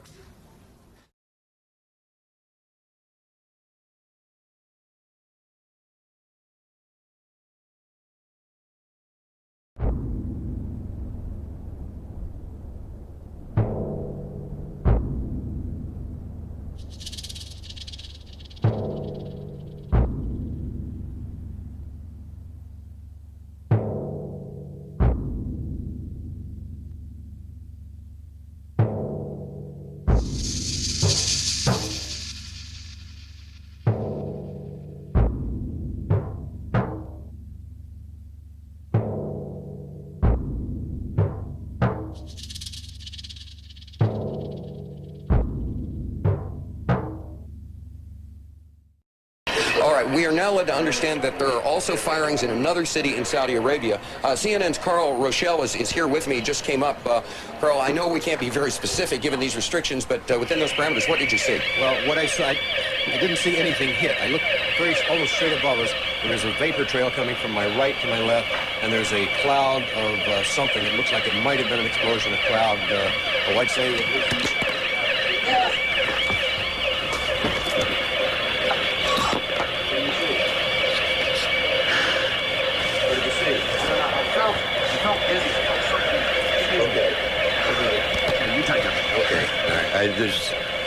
my apologies for that. He's putting on a gas mask. There hasn't been any gas dropped here that we could tell. You smell anything? No. You may smell some of the fumes from a missile exhaust going off.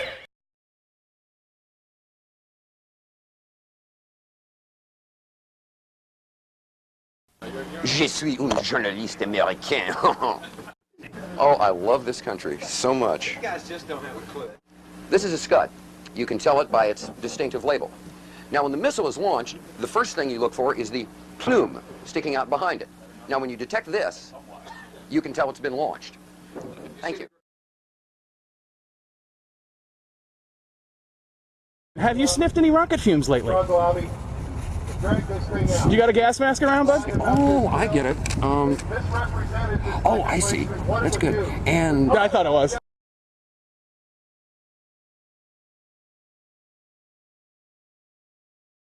They took the babies out of the incubators.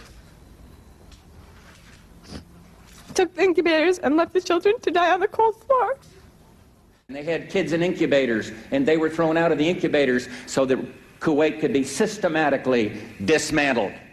It's a proud day for America, and by God, we've kicked Vietnam syndrome once and for all. Thank you very, very much. Saddam's baited invasion meant that the nation of Iraq and its rich oil reserves could be held indefinitely as ransom by the globalists from 1991 onwards. But this was not enough for the elite. George Herbert Walker Bush, member of Bohemian Grove and Skull and Bones, whose father helped finance the Nazis, signaled the intention of the Illuminati. His New World Order speech to Congress was given on September 11, 1990, exactly 11 years before another staged event. The crisis in the Persian Gulf, as grave as it is, also offers a rare opportunity to move toward an historic period of cooperation. Out of these troubled times, our fifth objective, a new world order, can emerge.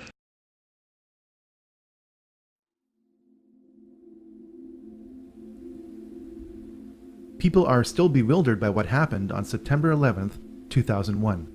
This brief study cross-examines the mechanics, the men involved, and the motives for what happened on that day.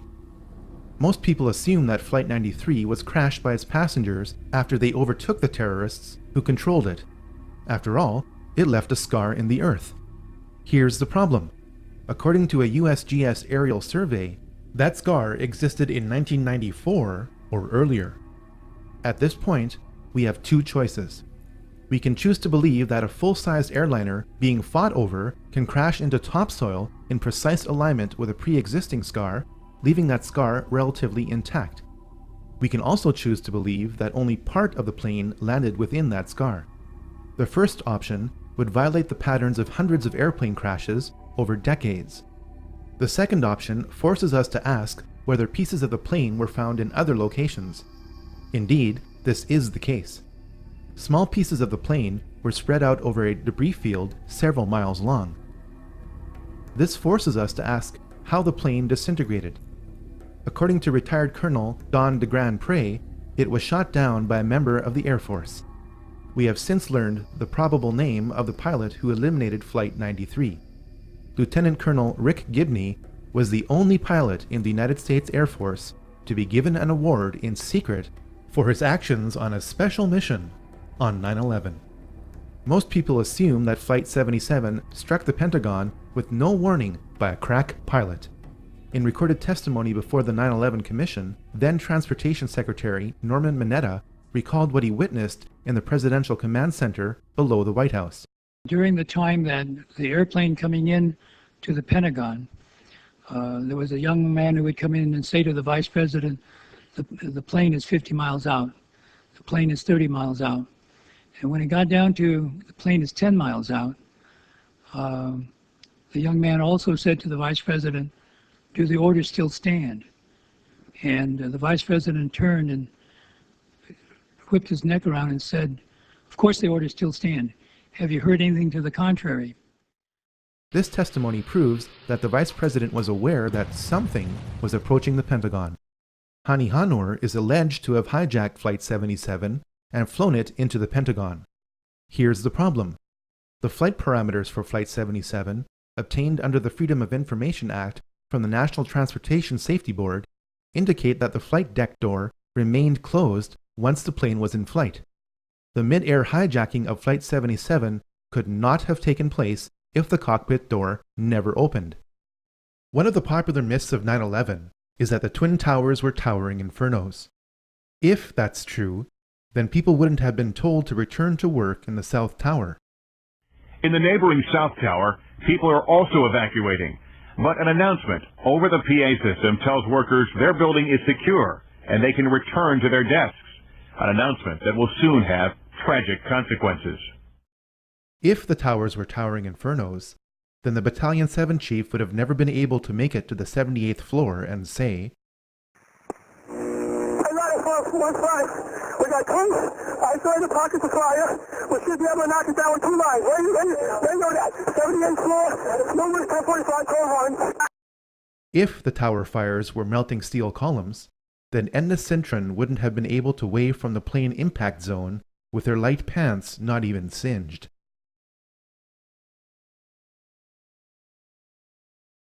The collapse of Building 7 forces us to consider other possibilities for the collapse of the Twin Towers. Here's the problem. Building 7 was not hit by a plane and not splashed with burning jet fuel, yet at 5:20 p.m. on September 11th, Building 7 fell exactly like the Twin Towers did. For the third time today, it's reminiscent of those pictures we've all seen too much on television before, when a building was deliberately destroyed by well-placed dynamite to knock it down. The most logical explanation for the building collapses on September 11th is the most outrageous, through the use of explosives. All explosives leave residues. A 2009 peer-reviewed scientific paper has been published in the Open Chemical Physics Journal, proving that explosive residues of specialized thermite, which could only have been made in advanced military labs, were found in preserved dust samples from the remains of the buildings. Jet fuel is premium-grade kerosene which cannot melt steel. Thermite is a mixture of iron oxide and aluminum. When ignited, it burns at over 2,500 degrees Celsius to instantly liquefy steel. There is plenty of evidence that thermite was used on that day and that it kept reacting for weeks after the buildings collapsed. You'd get down below and you'd see molten steel running down the channel rails. Like you're in a foundry. Yeah, like lava. Like lava. A volcano. In addition to thermite, 2 other types of explosives were used to level 3 buildings on 9/11. The job of the shape charge is to cut steel H-beams. The way we do this is by cutting the beam at an angle, which, through a series of beams cut at the same angle, will tend to make the building shift over and walk. Shape charges were used to slice through posts at an angle, not straight across, for a reason. The 4-1 should have taken a couple of companies that they were leaving back. Go gas another. Keep your eye on that building as they coming down. Building is about to blow up. Move it back. You want to call your mother or something? You gotta get back to We made it outside. We made it about a block. We made it at least 2 blocks, and we started running. Floor by floor instead of popping out. It was if they had detonated. Yeah, if detonated. they were planned to take down a building. Boom, boom, boom, boom, boom, boom, boom.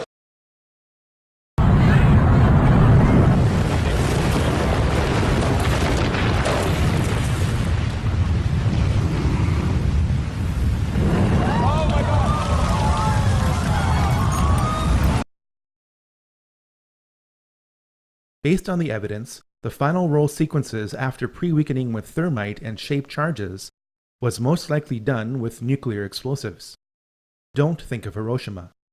If the United States Army was loading nuclear shells by hand into howitzers 50 years ago, what do you think is available in the 21st century?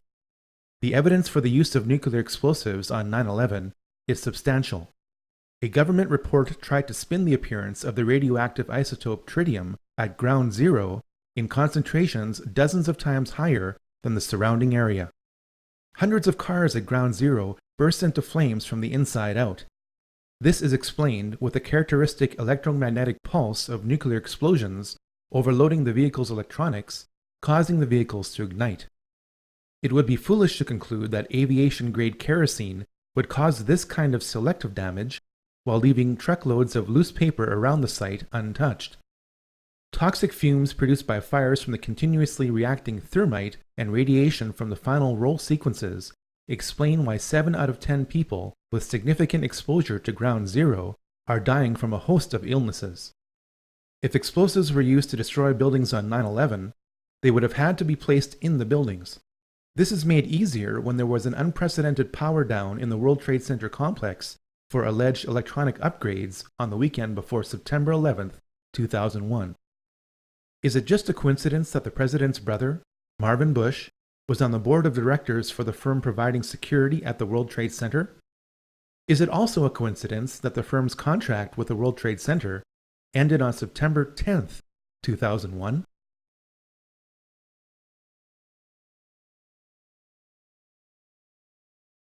The so-called terrorists who attacked America without warning were trained and lived at U.S. military bases.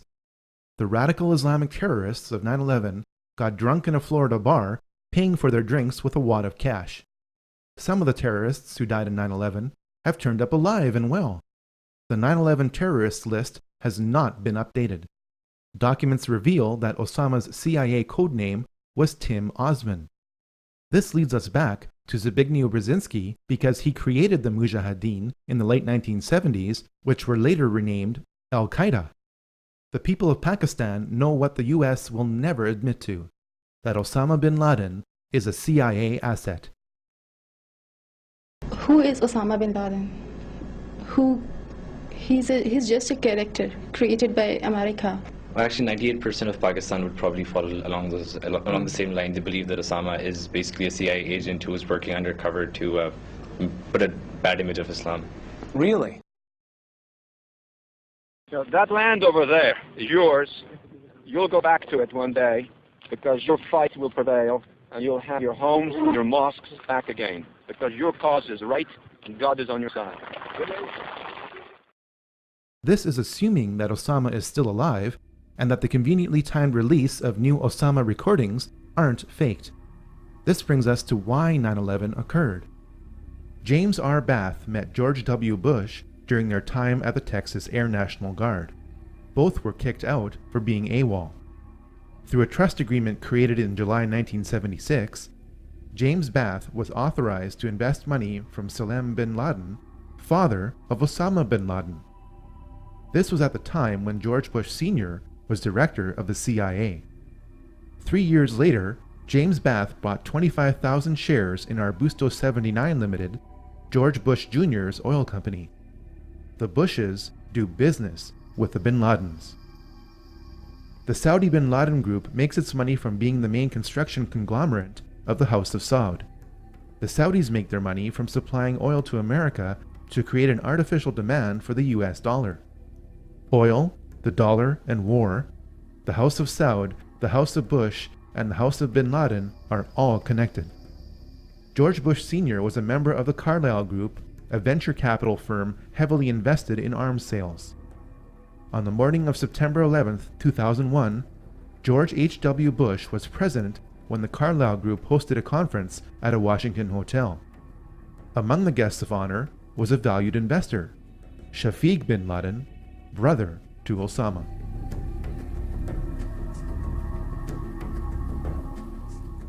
Operation Northwoods is the name of a top-secret report produced in 1962 by the highest-ranking military officer in the United States.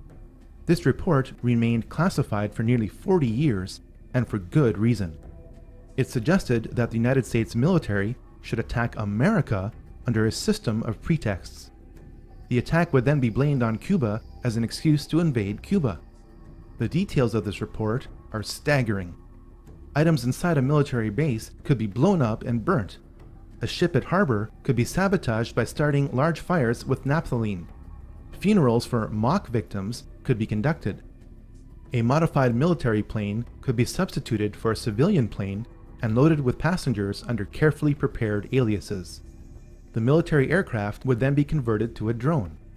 The United States military planned to attack America in 1962 using remote-controlled aircraft to justify invading Cuba. Fast forward to 9/11. Because the cockpit door of Flight 77 never opened in flight, this is exactly what happened on 9/11. Now you can never say they'd never think of that. They thought of that in 1962. They thought about it again in 2001. The Project for a New American Century is a neoconservative think tank. Some of its members are the most powerful people in the United States. In a report dated September 2000, 1 year before 9/11, this group wanted to turn the United States military into a vehicle of global domination. You may doubt this interpretation until you turn to page 60. Here, we read that advanced forms of biological warfare that can target specific genotypes may transform biological warfare from the realm of terror to a politically useful tool. This report noted that this transformation would trouble American allies and would take a long time, absent a catastrophic and catalyzing event like a new Pearl Harbor. The goal of the war on terror is to make loads of money and to accelerate the next great dialectical war. Insurgents keep being captured, but some of them turn out to be MI5 agents. Over 160,000 soldiers and 180,000 civilians and mercenaries are being used to fight 100 Al-Qaeda soldiers. Members of Al-Qaeda are being trained at US military bases. Opium is flowing from Afghanistan. The lies are so thick that bricks of cash are being given out to soldiers to keep them quiet. The Illuminati do not want peace. They want more wars.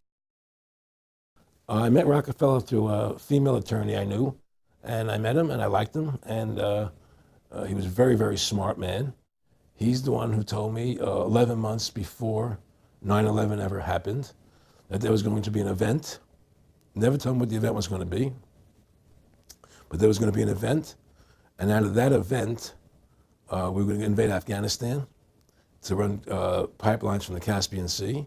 We were going to invade Iraq, you know, to take over the oil fields, establish a base in the Middle East, and make it all part of the New World Order. And sure enough, later 9/11 happened, and I remember he was telling me how how you're gonna see soldiers looking in caves for people in Afghanistan and Pakistan and all these places, and there's gonna be this war on terror, which is no real enemy, and the whole thing is a giant hoax, you know, but it's a way for the government to take over the American people. And he said the end goal is to get everybody chipped, to control the whole society, to have the bankers, the elite people, you know, the bankers and some governor controlling the world. In earlier times, it was easier to control 1 million people than physically to kill 1 million people. Today, it is infinitely easier to kill 1 million people than to control 1 million people. It is easier to kill than to control. He has proven to be an outstanding friend and somebody who I've learned an immense amount from. And for him to support me in this campaign and then be willing to come out here to Iowa is a testimony to his generosity. So if everybody could please give Dr. Brzezinski another round of applause.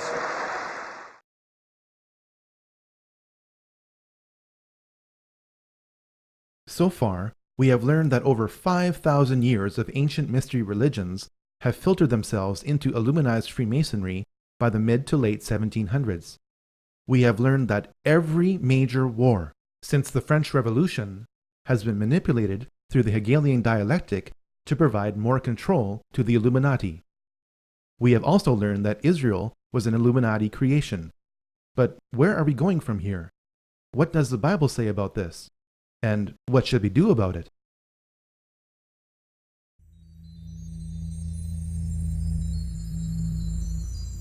The book of Revelation is filled with a lot of imagery, much of which can be confusing to those who haven't studied it thoroughly. This imagery is a necessary tool used by someone nearly 2,000 years ago trying to describe the complexity of events in our time. Fortunately, the book of Revelation explains a lot of its imagery.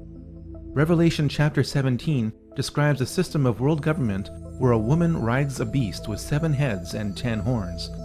Apparently, the world will be divided up at some future point into 10 kingdoms. The truly astonishing part is that this division is happening now.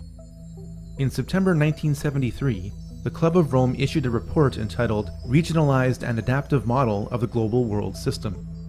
It proposed dividing the world into 10 kingdoms. Yes, it actually used the phrase 10 kingdoms. While the boundaries of these 10 kingdoms are subject to change, it is their proposal that is the point. Since that proposal in 1973, the world is being divided into 10 kingdoms. It started with the European Union. It is continuing with the African Union. It is now here with the North American Union, or NAU. Our elected political leaders in North America deny the existence of the NAU, calling it a conspiracy theory. They do so while the Queen's representative in my province of Manitoba lays out its infrastructure. Can you say today that this is not a prelude to a North American Union similar to a European Union? Are there plans to build some kind of superhighway connecting all 3 countries? And do you believe all of these theories about a possible erosion of national identity stem from a lack of transparency from this partnership?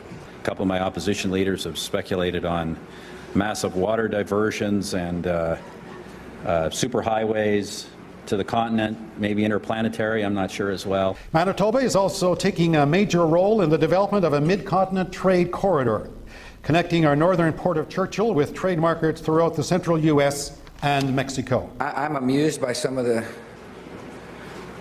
speculation, some of the old, you call them political scare tactics. If you've been in politics as long as I have, you get used to that kind of technique, where you lay out a conspiracy and then force people to try to prove it doesn't exist.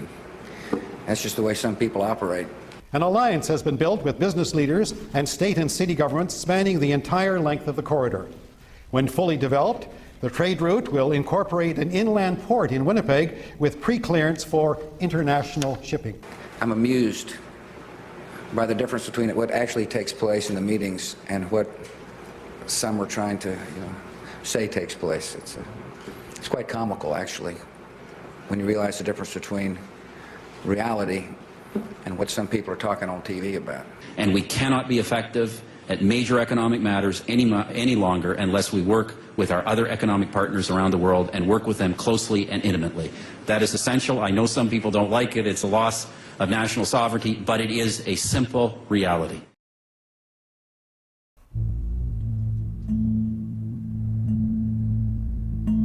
A lot of people are wondering about the future of America.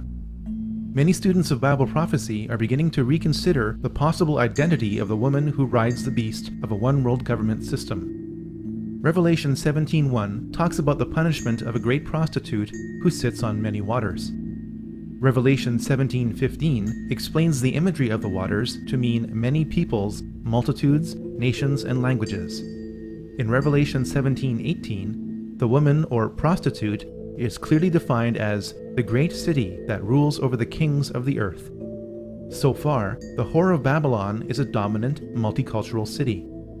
New York is a dominant multicultural city. New York is also home to the United Nations, the premier organization of world government. Revelation 18:11-13 lists the many items you can get from this city. They say you can get whatever you want in New York. Look at the last two items in this list, which are slaves or the bodies and souls of men. This verse is amazingly accurate.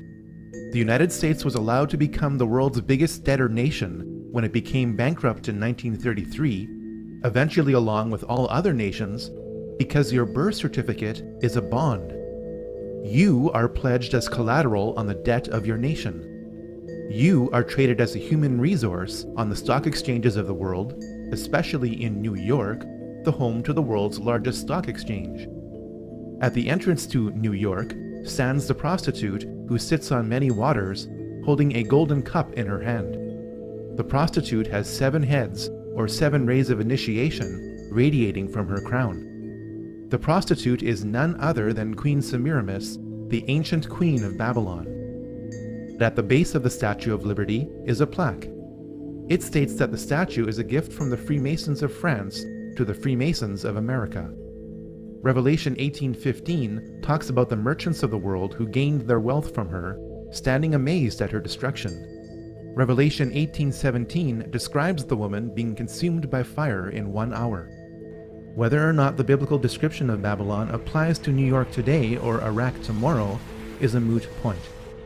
The point is that because New York fits the Babylonian archetype, or sign of things to come, we should expect that New York should suffer the same fate as Babylon. If my interpretation of Babylon and its destruction is correct, then there ought to be signs of secret societies in America preparing for its destruction. Perhaps the greatest sign of America's pending destruction is on the back of the US $1 bill. You have been told that the bird on the right is an eagle. That's not what Manly P. Hall viewed it as. He knew that it was a phoenix, the ancient mythological bird of fiery rebirth. The phoenix is used to describe how old systems of power are deliberately destroyed to produce new systems of power. The system of power that is being built now is described on the left side on the back of the US $1 bill. You have been told that the Latin phrase Novus Ordo Seclorum means a new order of the ages. If you understood what the Roman poet Virgil meant when he wrote what this phrase is based on, you would know that it means the same thing as Daniel chapter 2, verse 43. For the meaning of that, you will have to wait until volume 3. For now, it means God hath favored our undertakings, new order secular, or new world order. The occult purpose of America is to usher in the new world order on the back of what appears to be a trusted democracy. This purpose is hidden in plain sight.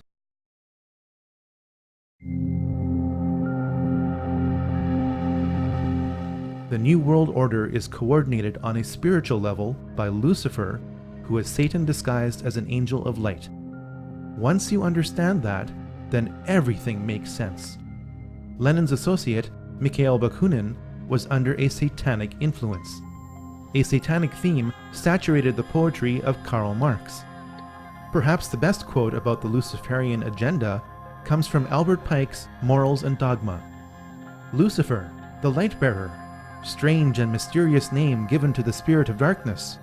Lucifer, the son of the morning, is it he who bears the light, and with its splendors intolerable, blinds feeble, sensual, or selfish souls? Doubt it not. The devil is very real. His main disguise is well described. This is not just because Bible thumpers say so, but because anti-Christians say so. I'm a Christian, sir. I'm pure and virtuous and wholesome and innocent. How can you say anything bad about me? Sir, you need to be born again. I am born again. Now, did you just say that you were Lucifer? I am Lucifer. Okay, define Lucifer for me. Pure, virtuous, wholesome, innocent individual that's out to help people. Lucifer is? Yeah. Say that again. Lucifer is a pure, holy... Virtuous. Virtuous. Now, is he the Lucifer that God created? That's the same one. Oh, man, this is great. I'm going to put this on the internet. Oh, Amen. God bless you, Amen. brother. Because that's exactly what the Shriners and Masons teach, is that Lucifer is light. No. And you're, What you're about those confirming hospitals? it. You know what, sir?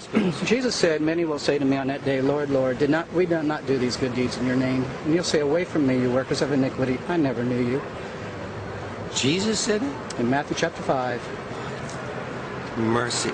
No. That's hard to believe. So you're a Christian and you don't know that. Actually, No, I really am.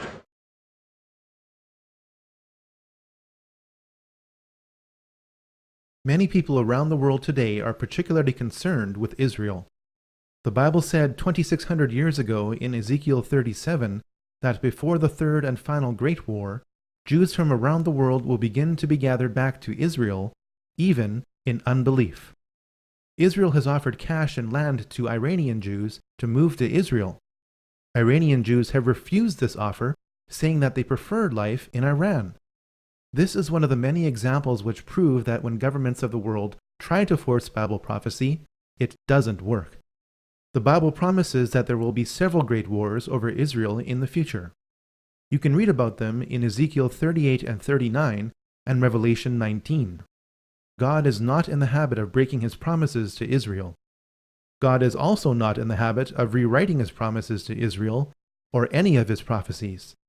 Christians understand this. Over 1 billion Muslims do not. Today, Israel is a paradox. America and Christianity are loyal to Israel, but Israel isn't loyal to America and to Christianity. Evidence shows that Israel assisted the United States in the 9/11 attacks on itself so that America would be justified in retribution against Israel's enemies. And all of a sudden, down there, I see this van parked. And I see 3 guys on top of the van. And I could see that they were like happy. You know, they didn't look shocked to me. I just happened to see the van and, hollered over to my lieutenant. I think that could be the van. We checked it out and it was. We were all on edge, obviously. So I really wasn't looking to make friends with these people, and neither were the officers that I were with. Once we started talking to them, they were pretty much like, hey, we're not against you, we're with you.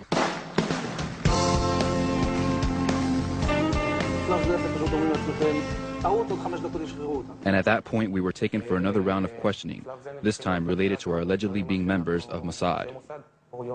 The fact of the matter is, we are coming from a country that experiences terror daily. Our purpose was to document the event. Most directory assistance calls and virtually all call records and billing in the U.S. are done for the phone companies by Amdocs Limited, an Israeli-based private telecommunications company. Amdocs has contracts with the 25 biggest phone companies in America and more worldwide. Since September 11th, more than 60 Israelis have been arrested or detained, either under the new Patriot anti-terrorism law or for immigration violations. A handful of active Israeli military were among those detained, according to investigators, who say some of the detainees also failed polygraph questions when asked about alleged surveillance activities against and in the United States. Building's going to collapse. Nothing information. Building's going to collapse. Nothing information. Investigators suspect that the Israelis may have gathered intelligence about the attacks in advance and not shared it. A highly placed investigator said there are, quote, tie-ins. But when asked for details, he flatly refused to describe them, saying, quote, evidence linking these Israelis to 911 is classified. I cannot tell you about evidence that has been gathered. It's classified information. Some mainline TV preachers are bending over backwards trying to justify Israel's every move to the point where their teachings are anti-biblical. In defense of Israel will shape Christian theology. It scripturally proves that the Jewish people as a whole did not reject Jesus as Messiah.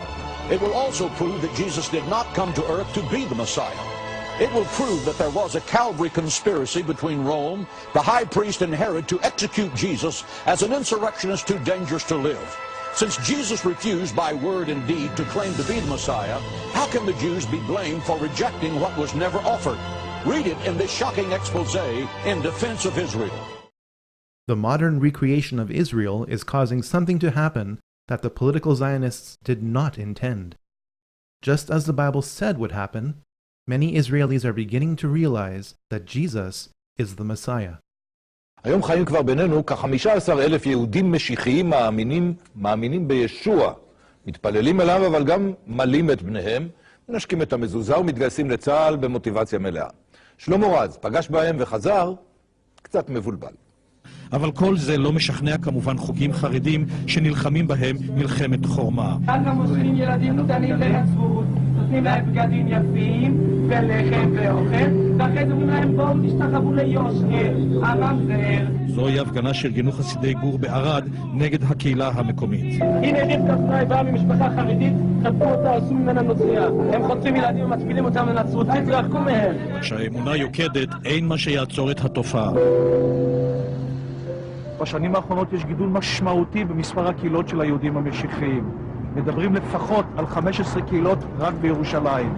אפילו באזור הזה, גבול השכונות החרדיות, פועלות כמה קהילות של יהודים משיחיים. הקהילה הזאת, שמן ששון שמה, פועלת במרכז ירושלים. בניגוד לכל הקהילות האחרות שפנינו עליהן, היא הסכימה להיחשף למצלמות. הקהילה הזאת צמחה בשנתיים מ-60 מאמינים לכ-200. רבים מהמצטרפים החדשים הם צעירים, ילידי הארץ, חלקם מבתים מסורתיים. התפילה היא יסוד מרכזי אצל המשיחיים. כל אחד מתפלל מתי שבא לו ואיך שבא לו. אין נוסח תפילות מחייב. רוצים שנדע שהאמונה היא שקושרת אותם לארץ הזאת, שאין סתירה על פי אמונתם בין הברית החדשה לבין התנ"ך, להפך, שאפשר להתפלל לישו, ישוע בלשונם, ובמקביל לקבל את השבת כמו שמקבלים אותה במיליוני בתים יהודים ברחבי העולם.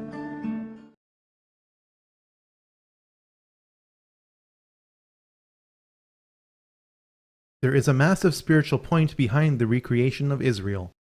Most of the world's power will continue to return westward at an accelerating pace to where it began, the Middle East. The heart of the Middle East is Israel. The heart of Israel is Jerusalem. The heart of Jerusalem is the Jewish temple. The Bible says that Satan is the prince of this world. The Bible also says that Satan's greatest desire is to be worshipped as the God of all religions in the temple of God. We are very close to the rebuilding of that temple. There is no way that a Jewish temple could be rebuilt in the middle of the Muslim world without a Jewish state. There is no way that a Jewish state could have been established in that world without the UN creating it in response to the Holocaust. There is also no way that the Holocaust or Israel could have occurred without political Zionism. Here is a mystery. Evil has no choice but to follow Bible prophecy. This gives all those who follow the Bible hope for the future. It also poses a major problem for atheists and agnostics. People in these camps blame God or people's idea of God for most of the evil in this world. It would never occur to these groups that all this time it was Satan manipulating people and trying to imitate God who was responsible for most of the evil in this world. Ultimately, Satan is God's tool. For all those who think that the Bible was written by secret societies to fool the world into believing that God is in control of it, keep one thing in mind. The New World Order couldn't control all aspects of one major event. Do you really think that secret societies could arrange hundreds of events over thousands of years?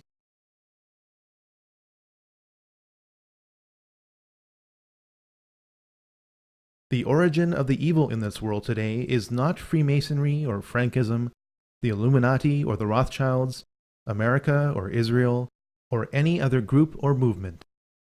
The source of the evil in this world today is sin. Sin is doing what is wrong or not doing what is right according to God's rules. The problem with God's rules is not the rules. It's that no one in the physical or spiritual worlds are inclined to follow them. Satan got humanity to break God's rules through lies. People join secret societies because they think they will not die and because they think that special knowledge will make them be like gods, knowing good and evil. These two lies from Satan have not changed in over 6,000 years. We need to prepare for the worst and hope for the best, starting with the preparation of our souls. There are plenty of guidelines on what to do that are prudent and not paranoid. Your elderly parents or grandparents knew what to do, You wouldn't call them paranoid. As you prepare, count your blessings. A final word to Christians. Did you think you could elect Jesus into office? The New World Order owns both sides of the political spectrum. The heart of man is full of evil. It's time to be more socially active and less politically dependent, never forgetting the gospel of Christ. The Americans round up people from the nearby town and force them to witness the horrors that have been committed in their name. 18-year-old Renata Simon. I could hardly believe what I was seeing. They had piled up the corpses of people who had died. The smell was just too much. I couldn't take it anymore. But the GI shouted at me, "You Hitler, Fräulein! Here, look, look!" Both America and Israel were dedicated to God. Did you ever think that Satan wouldn't have a plan for these two countries? It's time for reform instead of rejection or blind religion. Pray for our countries and institutions and work to reform them. We can get a reprieve just as Nineveh did. A final word to those who are still on the fence. The devil owns the fence. The devil's greatest trick is to appear as an angel of light. He attracts you to him and blinds you with confusing issues like astrotheology and Bible inconsistency, even though consistent copies of the Bible are being discovered all the time. It's time to stop the lies. Tell me, have you ever lied? That makes you a liar, doesn't it? Have you ever stolen anything? Even some candy as a kid? That makes you a thief, doesn't it? Out of your own heart, you admit that you're a lying thief. You're no better than any member of any secret society. You deserve the punishment that you demand all the tyrants of history get. Do you want to defeat the New World Order? Do so one soul at a time, starting with your own. It's time to embrace the truth. Admit that you're a sinner and that you can't reconcile your life with God on your own. Believe that Jesus Christ is God's Son who died for your sins. Confess that Jesus is the Lord of your life. Tell somebody. Dedicate yourself to knowing more about God. Start by reading 1 John near the back of the Bible. It's only 4 pages long. Then read the New Testament. As you do, find a Bible-believing church. If you get a chance to ask some ministers who Jesus is and they don't say something like, God's Son who died for you, move on. They are part of the problem. If Lucifer is a Christian myth, then why are so many anti-Christians dedicated to Lucifer? Lucifer isn't concerned with Moses or Muhammad. He is concerned with trying to be what he could never be, the capstone of heaven. Don't be fooled. Choose who you will serve today.